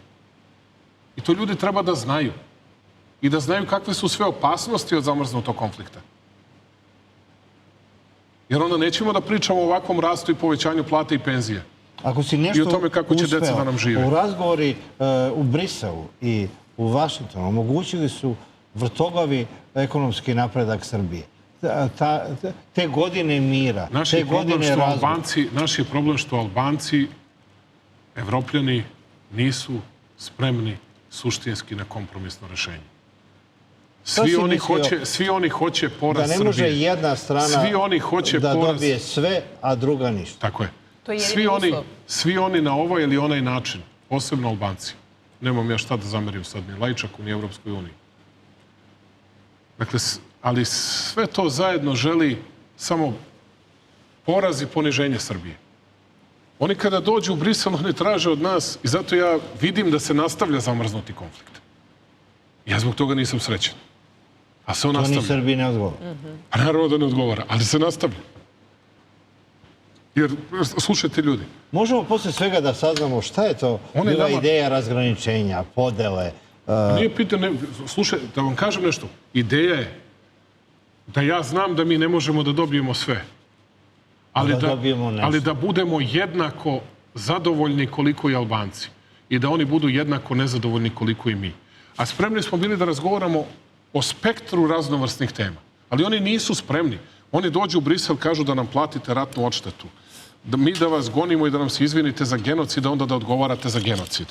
A onda da priznate, pa ćemo i mi vas da priznamo. Pa ćemo onda moći da razgovaramo o drugačijim bilateralnim odnosima. Oni misle da sad nešto nas pogađa kad kažu evo, odnećemo sad pomoć u Preševu i Bujanovac i Medveđu. Ne znam kome će u Medveđu da nose. Nema 400 Albanaca da živi u Medveđi, ali nije ni važno. Neko odnesu kome god hoće. Mi taj problem nemamo. Radite šta god hoćete, pokazujte da ste mnogo jaki. Se osmehnem, okrenem na drugu stranu i sve u redu. Nikakav problem nemam sa tim. Koga dolaze u Rašku oblast ili kako oni kažu Sandžak ili potpuno svejedno kako nazovete, pa onda pričaju o fašizmu u Srbiji, pa onda pričaju joj, mi smo tu uvek, pomoći ćemo. Pa kažu ne valja zdravstvena zaštita u Srbiji, Srbija 4 puta bolja u brojevima od njih, 4 puta bolja. Vi stanete, gledate, pa nema problema, dođite, pomozite, uradite svi, sve što hoćete.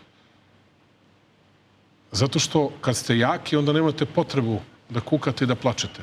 Ali vi morate kad ste jaki da razumete da ne možete i ne smete da koristite ni teške reči, a kamoli da mislite da koristite batinu.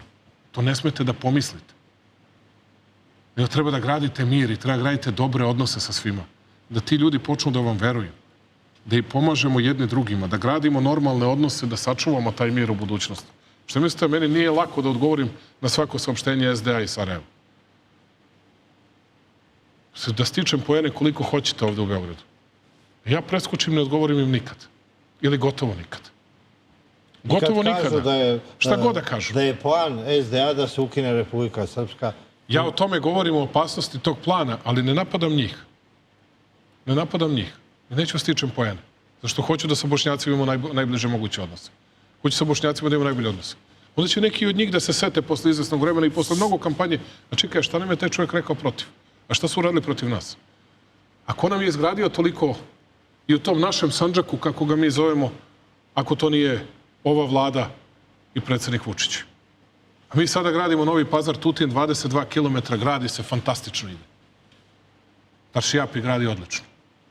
I bolje gradi to nego ovamo Kuzmin, mada tu ima i naše krivice oko ekspropriacije, Kuzmin Sremska Rača.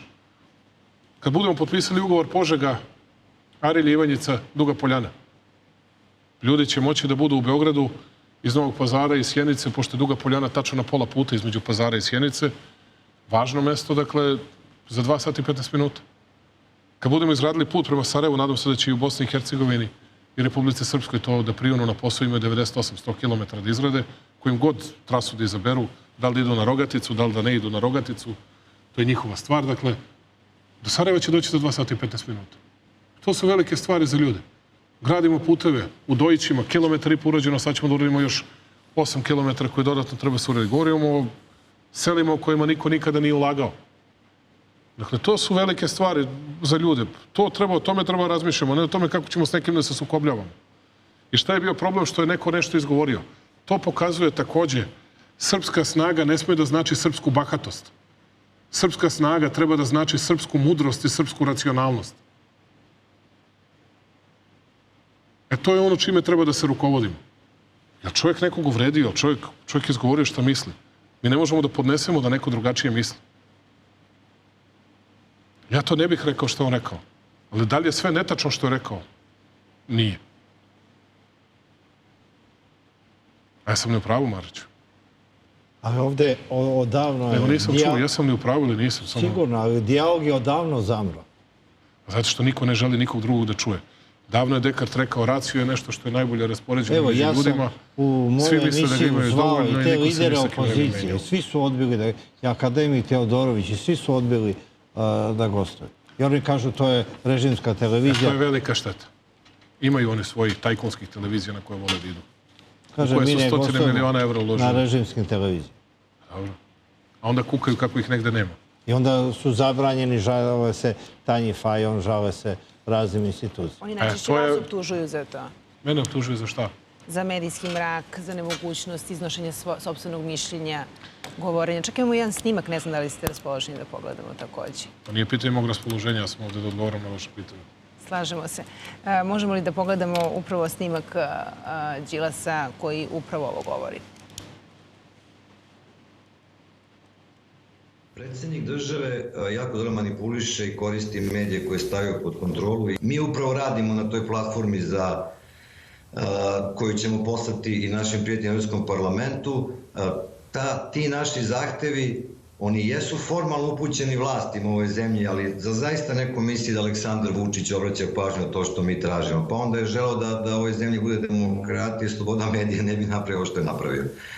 Mi moramo da se izborimo uz pomoć onih ljudi koji žele da nam pomognu iz Evrope, ali pre svega sami za to da dođemo do mogućnosti da imamo izbore i da na tim izborima na kraju može doći do promene vlasti. Minimum svega jesu, naravno, Radio Televizija Srbije, javni servis i mediji.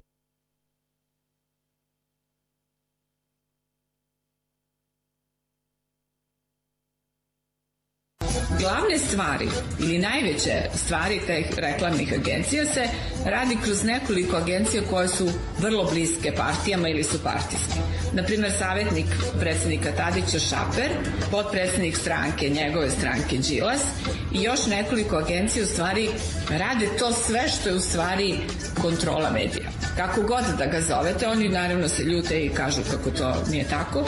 Tako što, na primjer, kupuju te reklamne minute unapred, formiraju te pulove i onda avansno to plaćaju, time mogu da dobiju manju cenu za svoje klijente, ali time mogu i jako da utiču na medije. Kaže, to kad se plati avansno, ako mediji malo počne da piše nešto što nije u skladu sa interesima tih moćnika na vrhu stranke, onda se onaj drugi deo ne isplati ili se isplati kasnije, čime se mediji dovede u ozbiljnu finansijsku situaciju. Ovde je dozvoljeno da gradonačelnik Beograda ima privatne firme koje se bave ovim medijima. Nema tu mnogo, njih nekoliko, koji između sebe naravno neće dati podatke jer su svi u tom krugu. Ako je sve to i ovo što smo napisali, to je tačno, to za Đilasa, Šapera, pa ima ova medija koja je očigledno vezana za G17, pa i prema tome šta su radili. Tu je dolazio jedan čovek, njihov predstavnik, koji se jako ljutio na to, ali mi smo ga pitali, pa jesu li podaci tačni? Je li tačno da sve ove usluge ste davali svim ovim institucijama gde je zaista G17 postavio direktore? Je li to tačan podatak? Kaže, jeste. Pa što se toliko ljutite? Pa kao to nije ništa u našem prihodu. Ma mi se nismo bavili vašim prihodom. Mi smo se bavili kako država... Ovo i dalje traje i ovo je upravo ono što sada za vas optužuju za sve Ja ne to. moram da dodam ništa. Ja nemam agenciju, a njegova agencija i ove godine napravila 10% rasta u prihodima, dakle, reč je o Direct Mediji koju je lažno prodavao i tako dalje, ali mislim da je Verica Baraj sve rekla. I drugo, podsjetit ću samo ljude na neke činjenice. 2012. godine nije postojala ni jedna televizija. Ni jedna. Na kojoj je mogao neko da se pojavi. Postoja KCN3, koji i danas postoji ta televizija Bašanovićeva koja je njihova, dakle, i postoje naravno ove velike tajkunske televizije koje su uložile bukvalno 100 miliona evra u brutalnu i kupovinu i kampanju i koji ništa drugo ne rade nego po 2 sata vode kampanju protiv mene i ne samo protiv mene, već i protiv moje porodice. Sve njihove emisije, ako traju 2 sata, onda je to 2 sata te kampanje. Ako traju sat vremena, onda je samo... Ničim drugim se oni ne bave. Jer oni ne mogu da vam kažu da nešto od ovoga što sam ja rekao nije tačno. Oni ne mogu da vam kažu da imaju neku novu ideju, pošto nemaju nikakve ideje. Oni imaju ideju, kažu, kao što ste shvatili ideju iz ovoga, ne moram imena čak ni da govorim, dakle, što je rekao predstavnik tog tajkunskog dela političke scene Srbije. Dakle, on je rekao, u stvari, mi hoćemo da nas Tanja Fajon i ne znam ko još dovede na vlast. Okay? Shvatili smo. Pošto im nije dovoljno medija, a imaju sve nedeljnike u Srbiji, od dnevnih kupili su i Danas, postali formalni vlasnici Danasa, to je partijsko glasilo Dragana Đilasa, dakle, u svo poštovanje prema njima. Dakle, ja sam uvek spreman da im pružim odgovor na svako pitanje gde god da dođu, za razliku od njega koji to nije u stanju da uradi. Dakle, kako bih vam rekao, vi mislite da ljudi to ne vide? A pri svemu tome... Život nije marketing. On je danas rekao da je Vučić već izgubio izbore, da SNS i Vučić više ne mogu da računaju na podršku većine naroda i da su tu podršku izgubili. Ali Marinika Tepić je rekla da vi nikad niste ni pobedili na izborima. Mislim, ovo vam sada govorim... Koliko je to njeno istine? Ali prema najnovijem istraživanju Đilas ima 2,2%. Da vam kažem nešto. Mene istraživanja ne interesuju. Ja mislim da oni imaju ogromnu moć. Ja znam da će biti veoma teško. 2022. godine ta ogromna moć se zasniva na želji mnogih iz regiona i Evrope da uspore rast Srbije, da oslabe Srbiju. Zasnivaće se verovatno i na ogromnom tajkunskom novcu koji će biti uložen u njihove kampanje. Dakle, ali, kako bih vam rekao, naše je da se borimo. Kad vam je čista savest i kad znate šta ste sve uradili za zemlju i narod i da znate koliko se borite, koliko energije, truda ulažete i kada imate rezultate... Kako oni računaju da dođu na vlast? Državnim udarom, da ih neko postavi na vlast, destabilizacijom? To oko istraživanja, postoji kod nas ta jedna velika agencija, ima nekoliko manjih, ali jedna velika agencija koja to u 0,5 pogađa, ne pogađa, nego radi istraživanja ozbiljno. 56% danas. Ne bih da govorim. Jer mene to, ja samo vidim da to mora da bude teško.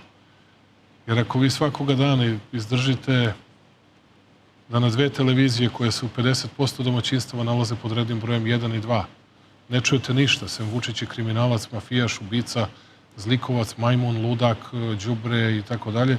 I ne postoji kuga i sve drugo, dakle, i bez ikakvog dokaza, bez ičega. Još vam se onako umuse pa glume da su pametni. Onaj, uzeo onaj secikes iz Trstenika, Aleksić, koji, pazi, koji je ukrao, nije ukrao, nego je kupio diplomu, a i tako kupljenu nije mogao da namesti da mu prosek ocena bude veći od 6, ili 6,2, 6,3, tako nešto, dakle, ali zato znao da izračuna kako kroz firmu neku BOS da krade za gasifikaciju Trstenika sa nekim svojima. On zna nešto da priča i mnogo je zabrinut za budućnost Srbije, dakle, sve najgori. Bukvalno sve najgori. Ali on se proslavio sa aferom Jovanjica. On je kao port parol. Izgleda su čak i neki... Kriminalci našli svog port parola. Neki iz istrage, iz policije ili nekih centara moći davali njemu podatak. Jel mogu ja to? Nisu oni njemu dali ni jedan podatak. Jer on nije izdao ni jedan podatak. Sve što je iznosio su bila laži. Ali kako se to dogodilo? Dakle, da ljudi znaju, pošto kažu kako nisam otišao na poligraf. Ja sam jedan put išao na poligraf. Kada je Bojan Pajtić odbio da ode na poligraf. Ako se sećate, kada je lagao oko nekih para za energetski sistem Srbije i tako dalje. Ja sam išao na poligraf, ja sam prošao poligraf, a on nije smeo da ode na poligraf. Zamislite mene kao predsjednika vlade koji je išao na poligraf. Nema problema. Šta se dogodilo? Hoću građanima i vama da objasnim, da završimo tu priču, da ljudi čuju, pa ćete da je pamtite i za 10 godina, i za 5 godina, i za 3 godine, sve kada ne budem na vlasti. Pa će neko da postavi pitanje ljudima što ste lagali. Šta se dogodilo? U vreme kada postoje veliki pritisci, neki krugovi u MUP-u koji znaju šta su sve radili, od prisluškivanja pa nadalje, znaju da je to već došlo do mene, pokušavaju da zadaju konačni udarac i da sruše vlast u Srbiji, time što preko kriminalnih krugova određena lica iz policije daju informacije pojedinim licima, tobož iz opozicija, inače navezanim samo za kriminalne krugove. Aleksić je jedan od tih. Jedan od tih. Mnogo više on voli da se bavi gasifikacijom na tome, možda opljačka, a ovo se trudi da se pravi pametan. pošto su mu rekli da ovo iz vrha policije i tako dalje.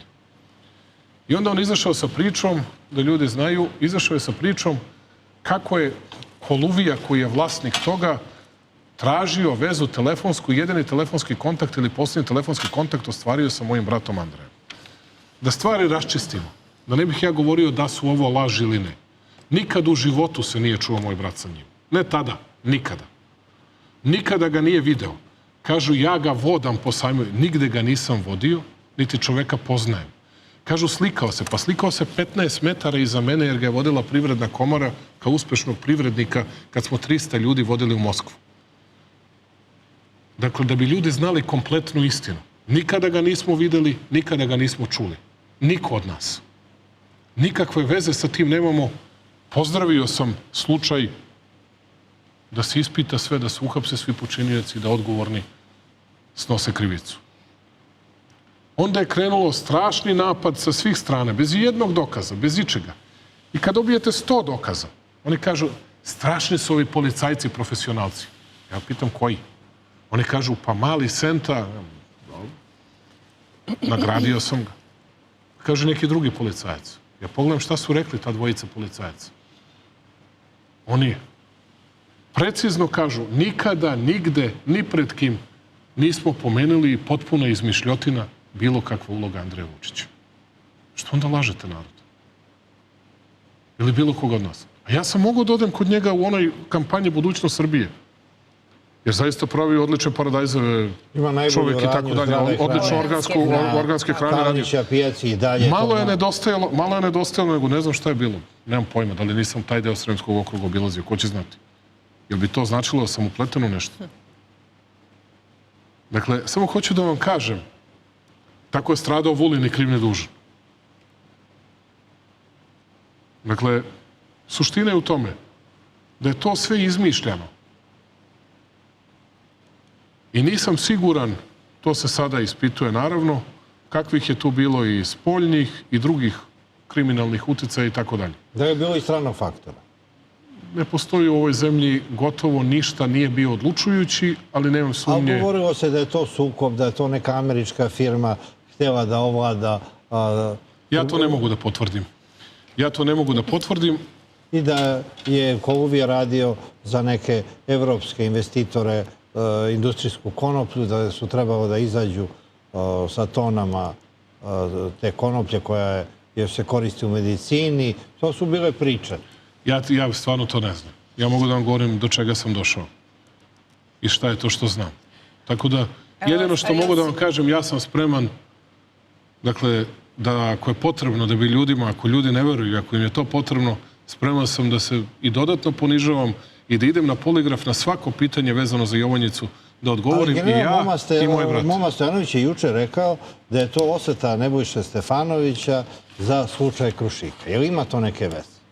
I govorilo se... Ja to nisam gledao. Naravno, samo neko mora da mi kaže kakve veze ima slučaj Krušik sa mnom, pošto mislim da je besmislen slučaj. Nisam nikad razumeo šta je slučaj u slučaju Krušik. Osim što je Srbija uništena pa izgubila pare. A Bugarska koja je vodila kampanju dobila. Bugarska koja je vodila kampanju profitirala od toga. Ne razumem šta je smisao te afere. I uništila Krušik.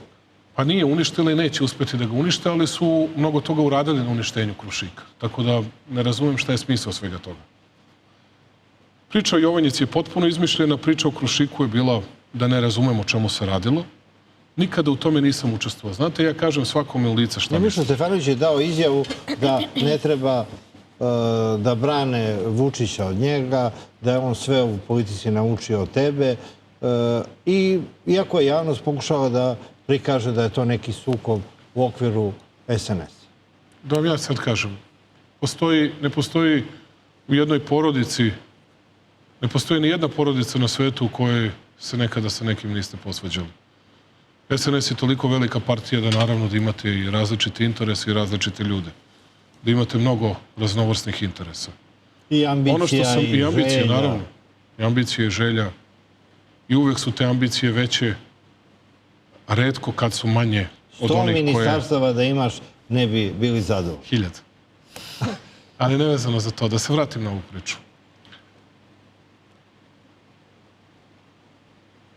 Postojali su nečiji interesi da u trenucima kada se bavim i Kosovom i Metohijom i Republikom Srpskom i lekovima za koronu i svim mogućim stvarima, da sve vreme, a to je nekakav model po kojem je trebalo od mene napraviti Miloševića. I to je negde drugo zamišljeno, to nije zamišljeno ovde. Trebalo je dehumanizovati i kriminalizovati moju porodicu. Zato su pratili pojedina lica moga sina, tobož dojavljivali novinarima, izmišljali slučaj da je napao golmana Stojkovića, ako se sećate.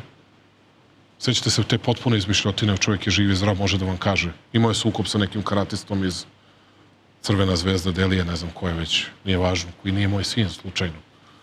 I ne bi ni mogao da bude, pošto je mnogo stariji. Ali, kako bih vam rekao, ne postoji izmišljotina koju tu nisu napravili. Žao mi je što su uništili život. I žao mi je što sam i ja tu na takav način delimično kriv što je uništen život jednom dečaku, mladiću, što su to radili tako beskrupulozno, tako pokvareno, tako odvratno, da nemam reči sve ove godine, zajedno sa ovim tajkunskim i medijima i opozicionim tobož prvacima, da to sebi nikada neću oprostiti. To je zato što sam smatrao da je važno da istrpim sve, a nisam trpeo to što trpim ja, to je moja obaveza. Ali to nije bila obaveza Danilova. Kao što danas nije, srećom još to ne zna, Vukanova obaveza da trpi to da je on nepostojeći, da je hologram i da je ne znam šta sve. Dakle, ovim uvredama na Milicin račun da ne pričam. Dakle, samo malo da dođemo do suštine. Oni su krenuli na moga brata. Počeli sa pričama kako je kupio restoran Franš. Vi sećate raspravu u Narodnoj skupštini kada je poslanik DSS-a onako izigrava mangupa pa nešto odande. Ajde da nam ti odgovoriš šta je sa tim i tim. Ja ne valjda mislio da ću ja da izbegavam tu temu. Ja sam onda u mikrofon rekao, ajde mi kaži šta je u pitanju. O nekom restoranu pričaš. A ne, neću ja da kažem. Pa što ne kažeš? Ajde kaže, koji je taj restoran? Što ne kažeš da je to restoran Franš? Što ne kažeš da je to pekara, ne znam, ta i ta? Što ne kažeš da je to ta i ta zemlja po Vojvodini za koju ste lagali? 1000 hektara. 1000 hektara. A na kraju nema ni jednog ara. Sve su lagali. Da se sećate priče o drogi na imanju Gakovo. Ajde pogledajte u vlasničkih papire. Uđite sutra, tražite ih. I vidjet ćete da su to sve neki drugi ljudi koji nikakve veze sa porodicom Vučić nemaju. Nikakve. A bit će interesantno da ustanovite ko su, šta su i čije su tu ideje mogle da dođu. Što se tiče Nebojša Stefanovića, ne treba mene da brani bilo ko od Nebojša Stefanovića, još manje njega od mene. Ono što imam njemu da kažem, kažem mu u lice. 20 godina je sa mnom, ja sam ukrstio ćerku Ninu. I ne mislim da je to dokaz bilo čega. Iako poštujem one sa kojima mogu i politički da se razlikujem, a koji su krstili moju decu.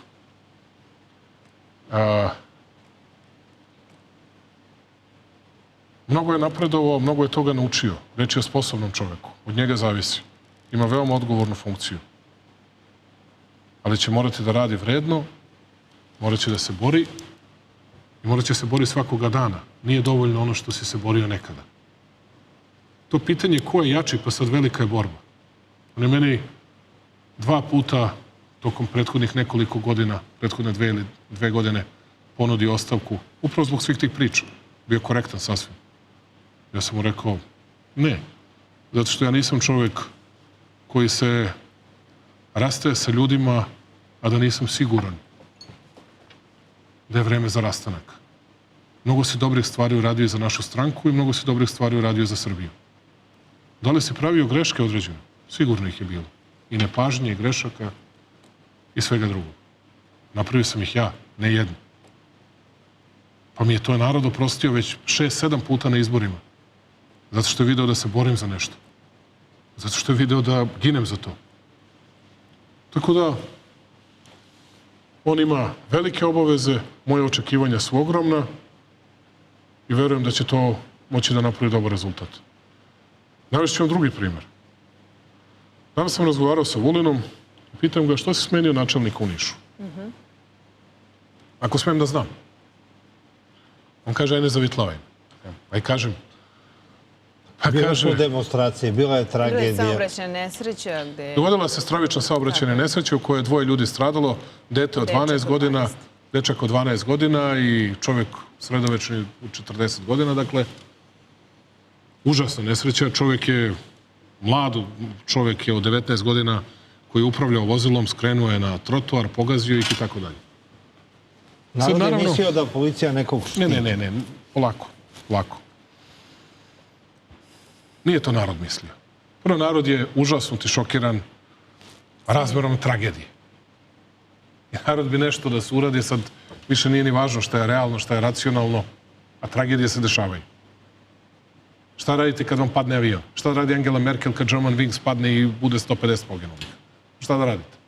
Izmenit ćete procedure, ali šta da radite? To se dešava. Onda su rekli, počeli su da izmišljaju ovi politički protivnici, da govore kako krije se mamin i tatin sin. Neko ko je vozio... A samo da me čujete. Reč je o porodici koja je poreklom iz Merošina, koja se bavila prodajom voća na pijaci. Onda su se posle mnogo godina rada preseli u Beograd, majka napravila neku pristojnu firmu. Nikakve baje i kriminalci nisu niti bilo šta. Ne možete da ih uhvatite neko jedno sitno krivično delo, valjda na ocu nekada prošlo kroz ništa nisu loše uradili. Sve je bilo izmišljeno. Kao što su izmišljali bili i za Babića i za sve drugo. Sve je laž. Ali kad počnu da lažu, onda to multiplikuju preko društvenih mreža. Onda deo ljudi kaže, čekaj, sad sam besan, zašto vi neko krijete? A policija je obavila odličan posao. Odmah je uhapsila toga. I taj dečak, taj mladić je nađen istog sekunda, uhapšen, eno ga iza rešetaka mladića. U čemu onda greška policije? Greška je policije, onda sam pitao Aleksandra, Aleksandar mi kaže, video sam atmosferu, razumeo sam, kažu nije Ivičnjak dovoljno visok. Pa sad smo mi krivi što Ivičnjak koji je podizan pre 10, 12, 15 godina nije dovoljno visok. Pa dobro, ajde, podići ćemo Ivičnjake. Ajde, šta da uradimo? Kažu, pa nema dovoljno kamere. Pa čekaj, kad smo postavili kamere u Beogradu, rekli su nam da ćemo da ih snimamo i da se sve postavlja kao veliki brat i da sve uništavamo normalan život, a sad nam dole traže kamere. Ajde, nek se neko dogovori, hoćemo li kamere ili nećemo kamere. I onda sam rekao Aleksandru, ja u tebe imam apsolutno poverenje, ti uradiš šta misliš, preneću to i Ani, samo da imaš u vidu da ja imam uvek rezervu prema tome da se reaguje na demonstracije i na zahteve demonstranata. Zašto je to uvek srce i emocije. U svu najbolju nameru za te ljude koji su došli, neću da pričamo onih 50 koje su doveli iz ovih tajkunskih stranaka. Pričamo o običnom narodu, koji je bio pogođen nesrećom, koji je zabolila nesreća, muka tih ljudi, porodica. Uvijek mora da se sačeka, pa onda da se reaguje. Ali on čovjek doneo možda ispravnu odluku. Ja nisam u ovom stanju da procenim sasvim je li tako ili ne, ali sam poštovao njegovu odluku i rekao sam neka bude da si ti u pravu. To mi je kao priča sad koji progone ovog policajca, vidio sam na naslovnoj strani nekih novina, koji je na privatnom svom statusu napisao sve najgore onima koji su demonstrirali u Beogradu pre neki dan. Čekajte, vi ste izašli da demonstrirate zbog zdravlja ljudi. Je li tako? Tako je. Je li tako? Tako je. Jesu rekli da je to zbog zdravlja ljudi? Izašli ste na demonstracije. I ugrozili ste hiljade ljudi, živote hiljade ljudi. Živote hiljade ljudi ste ugrozili, direktno živote, ne to da ćemo da živimo 3 meseca manje ili ne zbog vazduha ovakvog ili onakvog koji nam je isti 50 godina, nego ste direktno ugrozili živote hiljade ljudi. 1000 ljudi, 850, 900 ljudi je bilo na skupu, ugrozili ste hiljade i hiljade ljudi jer oni će se vratiti kući svojim roditeljima, svoje deci i tako dalje i tako dalje. A koga lažete da ste izašli zbog zdravlja? I pri svemu tome tu su izašli, a onda su došli pred vladu, a predvode ih najgori nosioci lopovskog dela u Srbiji, od Lutovca do ovih što se hvale kako su finansirani s polja iz Ne davimo Beograd i tako dalje. Dakle, oni se hvale time, oni su oduševljeni time. Pa pošto napolju niko neće da organizuje proteste jer ne smeju jer odmah izvedu borna kola pred njih, amfibije pa ih pomlate vodenim topovima, pohapse sve žive i tako dalje, dakle, a ovde je dozvoljeno. I oni viču nekome lopovi. Ja, za razliku od vas, nisam ništa ukrao i nisam uništio ni jednu fabriku. Nema fabriku koju ste u životu ostavili. Nema šta niste uzeli. Koju su bolnicu izgradili? Pričaju, kaže, nemoj da gradite stadion, da gradite bolnice. 10 bolnica, 15, 20 bolnica ću da izgradim. 30. Mi. Ja sam slučajno predsjednik. A šta ste vi izgradili? Za 12 godina. Koju bolnicu? Gde je ta bolnica? Na Marsu? Gde? Gde Katarina? Gde Milomire? Ni oni pre nisu izgradili. Pa gde? Pitam vas gde? Klinički centar 40 godina nije završen. Evo, ako mi dozvolite da vas pitam i da nekako od vas ukradem deo tog entuzijazma, vere, upornosti. A ovo što se tiče MUP-a, da završimo oko prisluškivanja. Dakle, da ne bi pričali... Koje TV prisluškivanje? Da ne bi pričali... Kako je to afera da bi se zataškala Jovanjica? Ne mogu... Evo, za Jovanjicu sam vam sve rekao. Što se prisluškivanja tiče... Jel ima to veze s Jovanjicom? Ma nema veze nikakve s Jovanjicom. Prisluškivanje je čak bilo pre toga. Mislim, toliko oni pojma nemaju ljudi. Šta pričaju? Pričaju gluposti. Evo, ti si nešto nagovestio. Ali da vam kažem nešto, to što se prisluškivanja tiče... Da si razgovarao o fudbalu, a da su oni to... Ma nije to. Imam ja sa 3-4 lica s kojima sam razgovarao i nijedan niti je osuđen, niti je optužen za bilo šta. I nijedan nije Vlada Japanac. Nijedan nije ubica. Kao što se neki drugi slikaju i osmehuju. Samo da to ljudi imaju u vidu. Pa mene su prisluškivali, njihova vlast, njihov režim je prisluškivao, zamislite te slobode opozicionih prvaka. Prisluškivali su me tako što su me nakačili na Vladu Đukanovića, koji je tada radio onu emisiju na Fokus radiju, pa se konsultovao sa mnom svako jutro oko toga šta mislim o određenim temama i tako dalje. Time dobijali šta je to što mi mislimo na određene politička pitanja. Gorana Vesića su proglasili za ekstremistu i teroristu, čuvenog kada je on napustio Biodemokratsku stranku, pošto sam i sa njim razgovarao telefonom. Ne znam, Dejan Đurđević i još neko, 4 osobe su tako bile. I ko je od njih kriminalac, ko je od njih mafijaš, ko je od njih ubica, ko je od njih narkodiler? Nije niko. A s kim se sad razgovara? Pa neću da vam kažem, zato što neću te ljude da dovodim u nezgodnu situaciju. Ne vam kažem s kim je moj otac razgovarao, pa su njega prisluškivali. Ja te razgovore imam. Sramota me da govorim. A sa sinom su te prisluškivali? Nije, mog sina su jurili, ne mogu ni da vam govorim sve kako, sramota, stvarno sramota. I to je sad neke ljude sramota, ali to nije... A šta je iza toga stajao? Pa ko će ga znati? Ko će ga znati? Ja ne mislim da je to... Nebojša Stefanović. Ja ne mislim... Je Nebojša Stefanović znao za to prisluškivanje? Ja verujem i uveren sam da nije, a sad, kako bih vam rekao... Će neka istraga pokazati svoje? Istraga se vodi, naravno. Tu nema velike filozofije. Uveren sam da nije. A za koga je to prisluškivanje? I bilo bi prisluškivanje? mnogo glupo. Pa ja mislim da je to deo ovoga u kojem je trebalo da se pronađe nešto sa čim bi mogli da izađu. Ja vam sad kažem, nemoj sa čim da izađu. Jer ja ne kradem. Šta su hteli? Ne Dalju pljačkam ništa. kriminalizacija Aleksandra... To je to. Ne znam šta su hteli. Ja ne kradem. Ne drogiram se. Ne pušim. Ne pijem kafu. Ja sam težak čovjek. 1000 grešaka ću da napravim. Ja popijem. Ali me niste pijanog videli. Dakle, ali ništa od ovoga ne radim. Ništa me to ne interesuje. Ne interesuje me bogatstva. Ali to su vam te priče. Znate, to je kao kad mi hoćemo gondolu da izgradimo, gondola ne valja, branit ćemo životima, ne damo da se gradi gondola. Kada neko iz opozicije gradi gondolu, fantastičan projekat. A ja kažem, fantastičan projekat. Ja čestitam ljudima na Zlatiboru. Čestitam ljudima u Čajetini i radujem se tome jer je to dobro za Srbiju. Vidite razliku između mene i njih. To vam je razlika kad pričate o Sinišinih 24 stana i lažete. Jer on ima 1 stan. A ovaj tvoj ima 35 stanova. I ne govoriš istinu kada kažeš da ima 2 stana. Ne, nego ima svih 35. Samo što je pitanje da li ih vodi na jednu firmu, na drugu firmu, na treću firmu ili na sebe lično. A ima ih svih 35. I to nije tema ni za koga od njih. Ni za koga od njih tema nije ni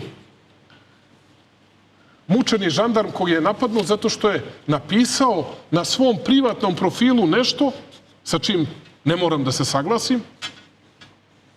A oni to govore svaki dan, 10 puta gore izraze o meni na svim svojim televizijama. U javnom metru. I to kao javne ličnosti. Čuj, zamisli, napisao im je da su nešto loši, da su zlobni, da su ne znam nije šta još. Čuj, vi govorite takve gadosti o meni, o mojoj porodici svakog dana u javnom metru i vi nekome da zabranjujete da nešto privatno kači, a da vam pri tome nije pretio i da vas ničim nije ugrozio. Neverovatne stvari. Moj zadatak na početku je bio da završimo na vreme. Ali nećeš uspeti. Jako puno tema. Mariću, sačekaj. Dobro, polako. Puno tema smo želeli još... Ja sam Katarinu samo tu sitnicu molio. Jeste, zaista. I voljela bih samo ako možemo da... Voljela bih ovako lično da vas nešto pitam što mnogi misle i govore. Vi ste sada napravili sve stvari šta vas ne interesuje. Govorite o tome da nema šta ko da otkrije o vama, ne kradete, ne lažete. A opet s druge strane, oni koji veruju u vas i koji su... I o ovom prisluškivanju više neću reč da kažem. Nek nadležni organi urade svoj posao, tačka. Ne interesuje me, hoću se bavim razvojem i napretkom Srbije, ničim više. Upravo to. Vaše pristalice su od vas napravili jedno božanstvo. Opet s druge strane, ja to nisam primetio i ne bih volao da je tako. Su napravili od vas suvog đavola, a evo preko puta mene sedi čovek od krvi i mesa i ima neka osjećanja. Sve ove napade što ste... Tako vam je izgledalo. Pa... Nemoguće, čovjek je čovjek. I sve kada čujete o svojoj porodici, kada čujete o vama... Dehumanizuju. Ako to šta vas onda interesuje? Šta je to što vas pokreće? Ali ja pitam samo da slažem se. Šta je to što vas pokreće? Da prosto idete preko svega toga i da se borite? Ali za tebe je izazovi kad krenu na tebe. Da samo da ljudi znaju. Ja sam večeras došao i valjda svima kažem dobar dan, dobroveče ljudima. Katarina se iznenadila. Katarina kaže, je li moguće da vi svima kažete dobar dan i dobroveče? Jeste. Evo, mi prvi put sedimo, prvi put razgovaramo i zapravo drugačija je slika o tome. Toliko je koliko su u svojoj kampanji predstavljajući me kao đavola uspeli. Čekaj, ti si zaista verovala na ovim televizijama da je to tačno. Kako narod da zna? Dakle, mi sada govorimo o nečemu i onda kažu to je se izmišljeno. Ono što je za mene najvažnije, ajde sad nekoliko stvari. Ono što je za mene najvažnije i da privodimo Mariću kraju, da pustimo ljude da gledaju parove, one su im... ili je zadrugu na drugoj televiziji, to im je zanimljivije. Dakle, za mene je važno šta će da ostane kao rezultat nečijeg rada. Hoćete li moći da izbrišete autoput od Niša preko Pirota do Dimitrovgrada i granice s Bugarskom? Hoćete moći da izbrišete gumicom autoput od Leskovca do makedonske granice? Hoćete moći da izbrišete posle 75 godina Beograd-Čačak, bit će Beograd-Požega izgrađen autoput. Hoćete moći da izbrišete Ruma-Šabac, Šabac-Loznica. Hoćete moći da izbrišete Kuzmin-Sremska Rača. Hoćete moći da izbrišete Moravski koridor koji spaja Čačak, Kraljevo, Kruševac sa koridorom 10. Hoćete moći da izbrišete prugu gumicom Beograd-Novi Sad gde ćete 200 na sat da idete. A krenut ćemo sad da dogovaramo i Beograd-Niš. Hoćete moći da izbrišete, da uradimo za samo 3-4 godine kanalizaciju 90% opština u Srbiji, a danas je nemamo skoro nigde, nemamo u Beogradu 60%, nemamo prečistače za otpadne vode koje sad pravimo, veliko selo Slanci, ne znam tačno s te strane Palilule, dakle, koje nikada nismo uradili. Hoćete moći da izbrišete činjenicu ne da smo završili, nego u naše vreme smo de facto podigli hram Svetog Save. Hoćete moći da izbrišete činjenicu da smo podigli i spomenik Stefanu Nemanji, i to na dan Svetog Save. Da ćemo da obnovimo Hilandar. Da ćemo da damo ulicu i Aleksandru Karađorđeviću koji je nema. Nema je u Srbiji. Njegovi atentatori imaju. On je nema. Ili su imali. On je nema. A imali smo Zadarsku i ne znam nijak kakve sve ulice. Dakle, to su stvari koje ostaju. Hoće li da ostane to koliko smo platu imali, koliko platu danas imamo? Koliko smo penziju imali, koliko penziju ćemo danas i sutra da imamo? To su stvari koje ostaju. Koliko smo bolnica izgradili? Koliko smo kliničkih centara izgradili? Pa to je ono po čemu se meri valjda nečiji uspeh. A ne po tome koliko je laži neko izgovorio protiv nekoga. I koliko je stvari pokušao da mu nakači na vrat. I na kraju šta bi od priznanja Kosova, o kojem su toliko govorili? Kažu, doveden sam na vlast da potpišem priznanje. Pa što ga nisam potpisao? I sa kakvim lažima sam se suočavao sve vreme? A 2013. sam sprečio ulazak Kosova u Ujedinjene nacije jer nisam hteo da se potpiše takav predlog Briselskog sporazuma. Kako se osjećate danas? Odlično se osjećam, boli me grlo. A energiju imam ogromnu, volju i želju da nastavimo da pobeđujemo kao zemlja, jer se ja radujem uspehu zemlji. I nije važno ko taj uspeh donese. Ja se tome radujem. Ja se tome radujem i mnogo sam srećen kada pobeđujemo u svim oblastima. Kada nam se Stefan Milenković vrati u zemlju. Znate vi kakav je to uspeh za našu zemlju? Da molimo neke druge ljude da nam se vrate. A verujem da će ih biti, da ćete opet biti iznenađeni. Vratio se čovjek sa porodicom iz Amerike. Sa detetom došao. Kakav je to uspeh za Srbiju? Pa neka smo mi 10% zaslužni kao zemlja. Neka je to 90% samostalna njegova odluka. A opet treba da se radujemo i da budemo ponosni na to. I da pozivamo sve više ljudi da dođe, jer Srbija je sve bolja, a ne sve lošija. Po svemu. Po svakom kriterijuma. I nema povratka unazad. Nema povratka u vreme ni pljačkaških privatizacija, ni otimačine fabrika. Nema povratka u vreme gde onaj ko se bavi politikom može da ima 100 miliona evra. Nema povratka u to vreme. Nema. Hvala, predsjedniče. Želimo vam ponosnu 2021. Čekaj, ti si došla godinu. ovde da prekineš emisiju, a ne... I nisam čak ni uspela na vreme. Čak sam i sad okasnila. Marić je hteo po svaku cenu da to traje još. Pa do zore, ako Do mogu. jutarnjeg, da spojim. Dobro, ja bih samo dve stvari. Dakle, molim ljude da nam pomognu da što pre provedemo vakcinaciju. Značajno ćemo podržati našu privredu ove godine, ali molim ljude da radimo više, da ne očekujemo da država obezbeđuje sve i da država može da obezbeđuje sve, jer i to što može da obezbeđuje zahvaljujući onome što smo provodili u prethodnih nekoliko godina. Da zamolim ljude u vladi da rade velikom energijom, ogromnom energijom. Od ovih ministarstva sile, dakle, prvo da nam snaži vojska, da nam jača vojska, mora da bude mnogo jača, da se bori za to Nebojša, da Vulin se bori, da ovo kako je krenulo i sa ovim od Eleza do pronalaženja ubice u Belvilu, na Ušću i svega drugog, da se to nastavi, ali da se mnogo radi za puteve, za energetiku, dakle i za Tomu, i za Zoranu, i za u obrazovanju, i za Branka, i za sve njih, dakle da Nedimoviću, da ne govorimo, on ima mnogo energije, on je stvarno vrlo, vrlo energičan. Ministar je jedva preživeo koronu. Evo, bio je gost odmah posle korone. Kod nas ispričao je skromno. Nije želeo mnogo da govori o tome. On je narodni čovjek. Jest. Narodni čovjek i on to, i svi drugi ministri. I Anđelka je odlična i Maja je jedna, druga, svi su dobri. Stvarno, dugo nismo imali ovako dobar tim ministar. Sad moramo i sponzore. Banka Poštanska štedionica ove godine obeležava značajno jubilej 100 godina. Vrlo dobra banka. Postojanja. Srpska banka. Sigurna, jaka, stabilna, domaća. Prijatelj emisije Herbiko. Za razliku od nekih drugih, ja mogu da kažem ljudima sigurno. Prijatelj emisije Herbiko za svaki kašalj, za ove dane. Bilo suvi, bilo produktivni, dnevni, naročito noćni kašalj. Hvala Radović interijeru iz Požege na udobnim stolicama. To su nove stolice. Ponovili smo se. Nije slučajno što ćirilica uliko dugo traje. Mariću, lepo vam ovde u studiju, moram priznati. Dobro, ali evo i Rubinov vinjak. Tako je. Ti si najbolji promoter, evo. I Macron ga je pohvalio. Jeste. Macron je, ostali smo dugo, mislim do 4 ujutru, ali nismo mi pili, ali smo probali vinjak, odličan je vinjak. Stvarno odličan na ponos i vaše kompanije i na ponos Srbije. Imamo sad još vinjaka dobrih, imamo mnogo dobrih vina, vinska industrija u procvatu u Srbiji. I molim ljude da znaju da je srpska vinarska industrija ubedljivo najbolja u regionu. Prvo probajte sva srpska vina, mnogo su bolja od mnogih koje ste naučili da kupujete godinama iz regiona. Nikada to nije bio slučaj, samo u to se razumem. Ja svakog dana popijem po neku čašu vina, svakog dana. Dakle, nikad ne prođe ni jedan dan da preskočim, time se hvalim, ne stidim se. I to mi pomaže i u radu i u koncentraciji, ne znam kako, nije mi ni važno, niste me pijanoga videli, ali su naša vina mnogo bolja, a kada mi sin stariji kaže da naši ljudi i dalje mnogo više kupuju neka vina iz regiona koje su, izvinite što koristim izraz, đubre u odnosu na naša vina, loša vina. Nekad su Slovenačka i Hrvatska za nas bila pojam. Ne, to je, i danas Goriška brda imaju dobra vina, ne mogu to da kažem, a sve ostalo mi smo ispred svih drugih.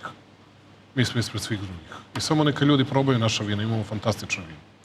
Predsjedniče, želimo vam uspešnu, zdravu i ponosnu ovu novu godinu. Ja svim građanima novu godinu i da se borimo. Da se borimo, da radimo i da Srbija ide napred. Hvala. Hvala najlepše. Ovo je bila ćirilica.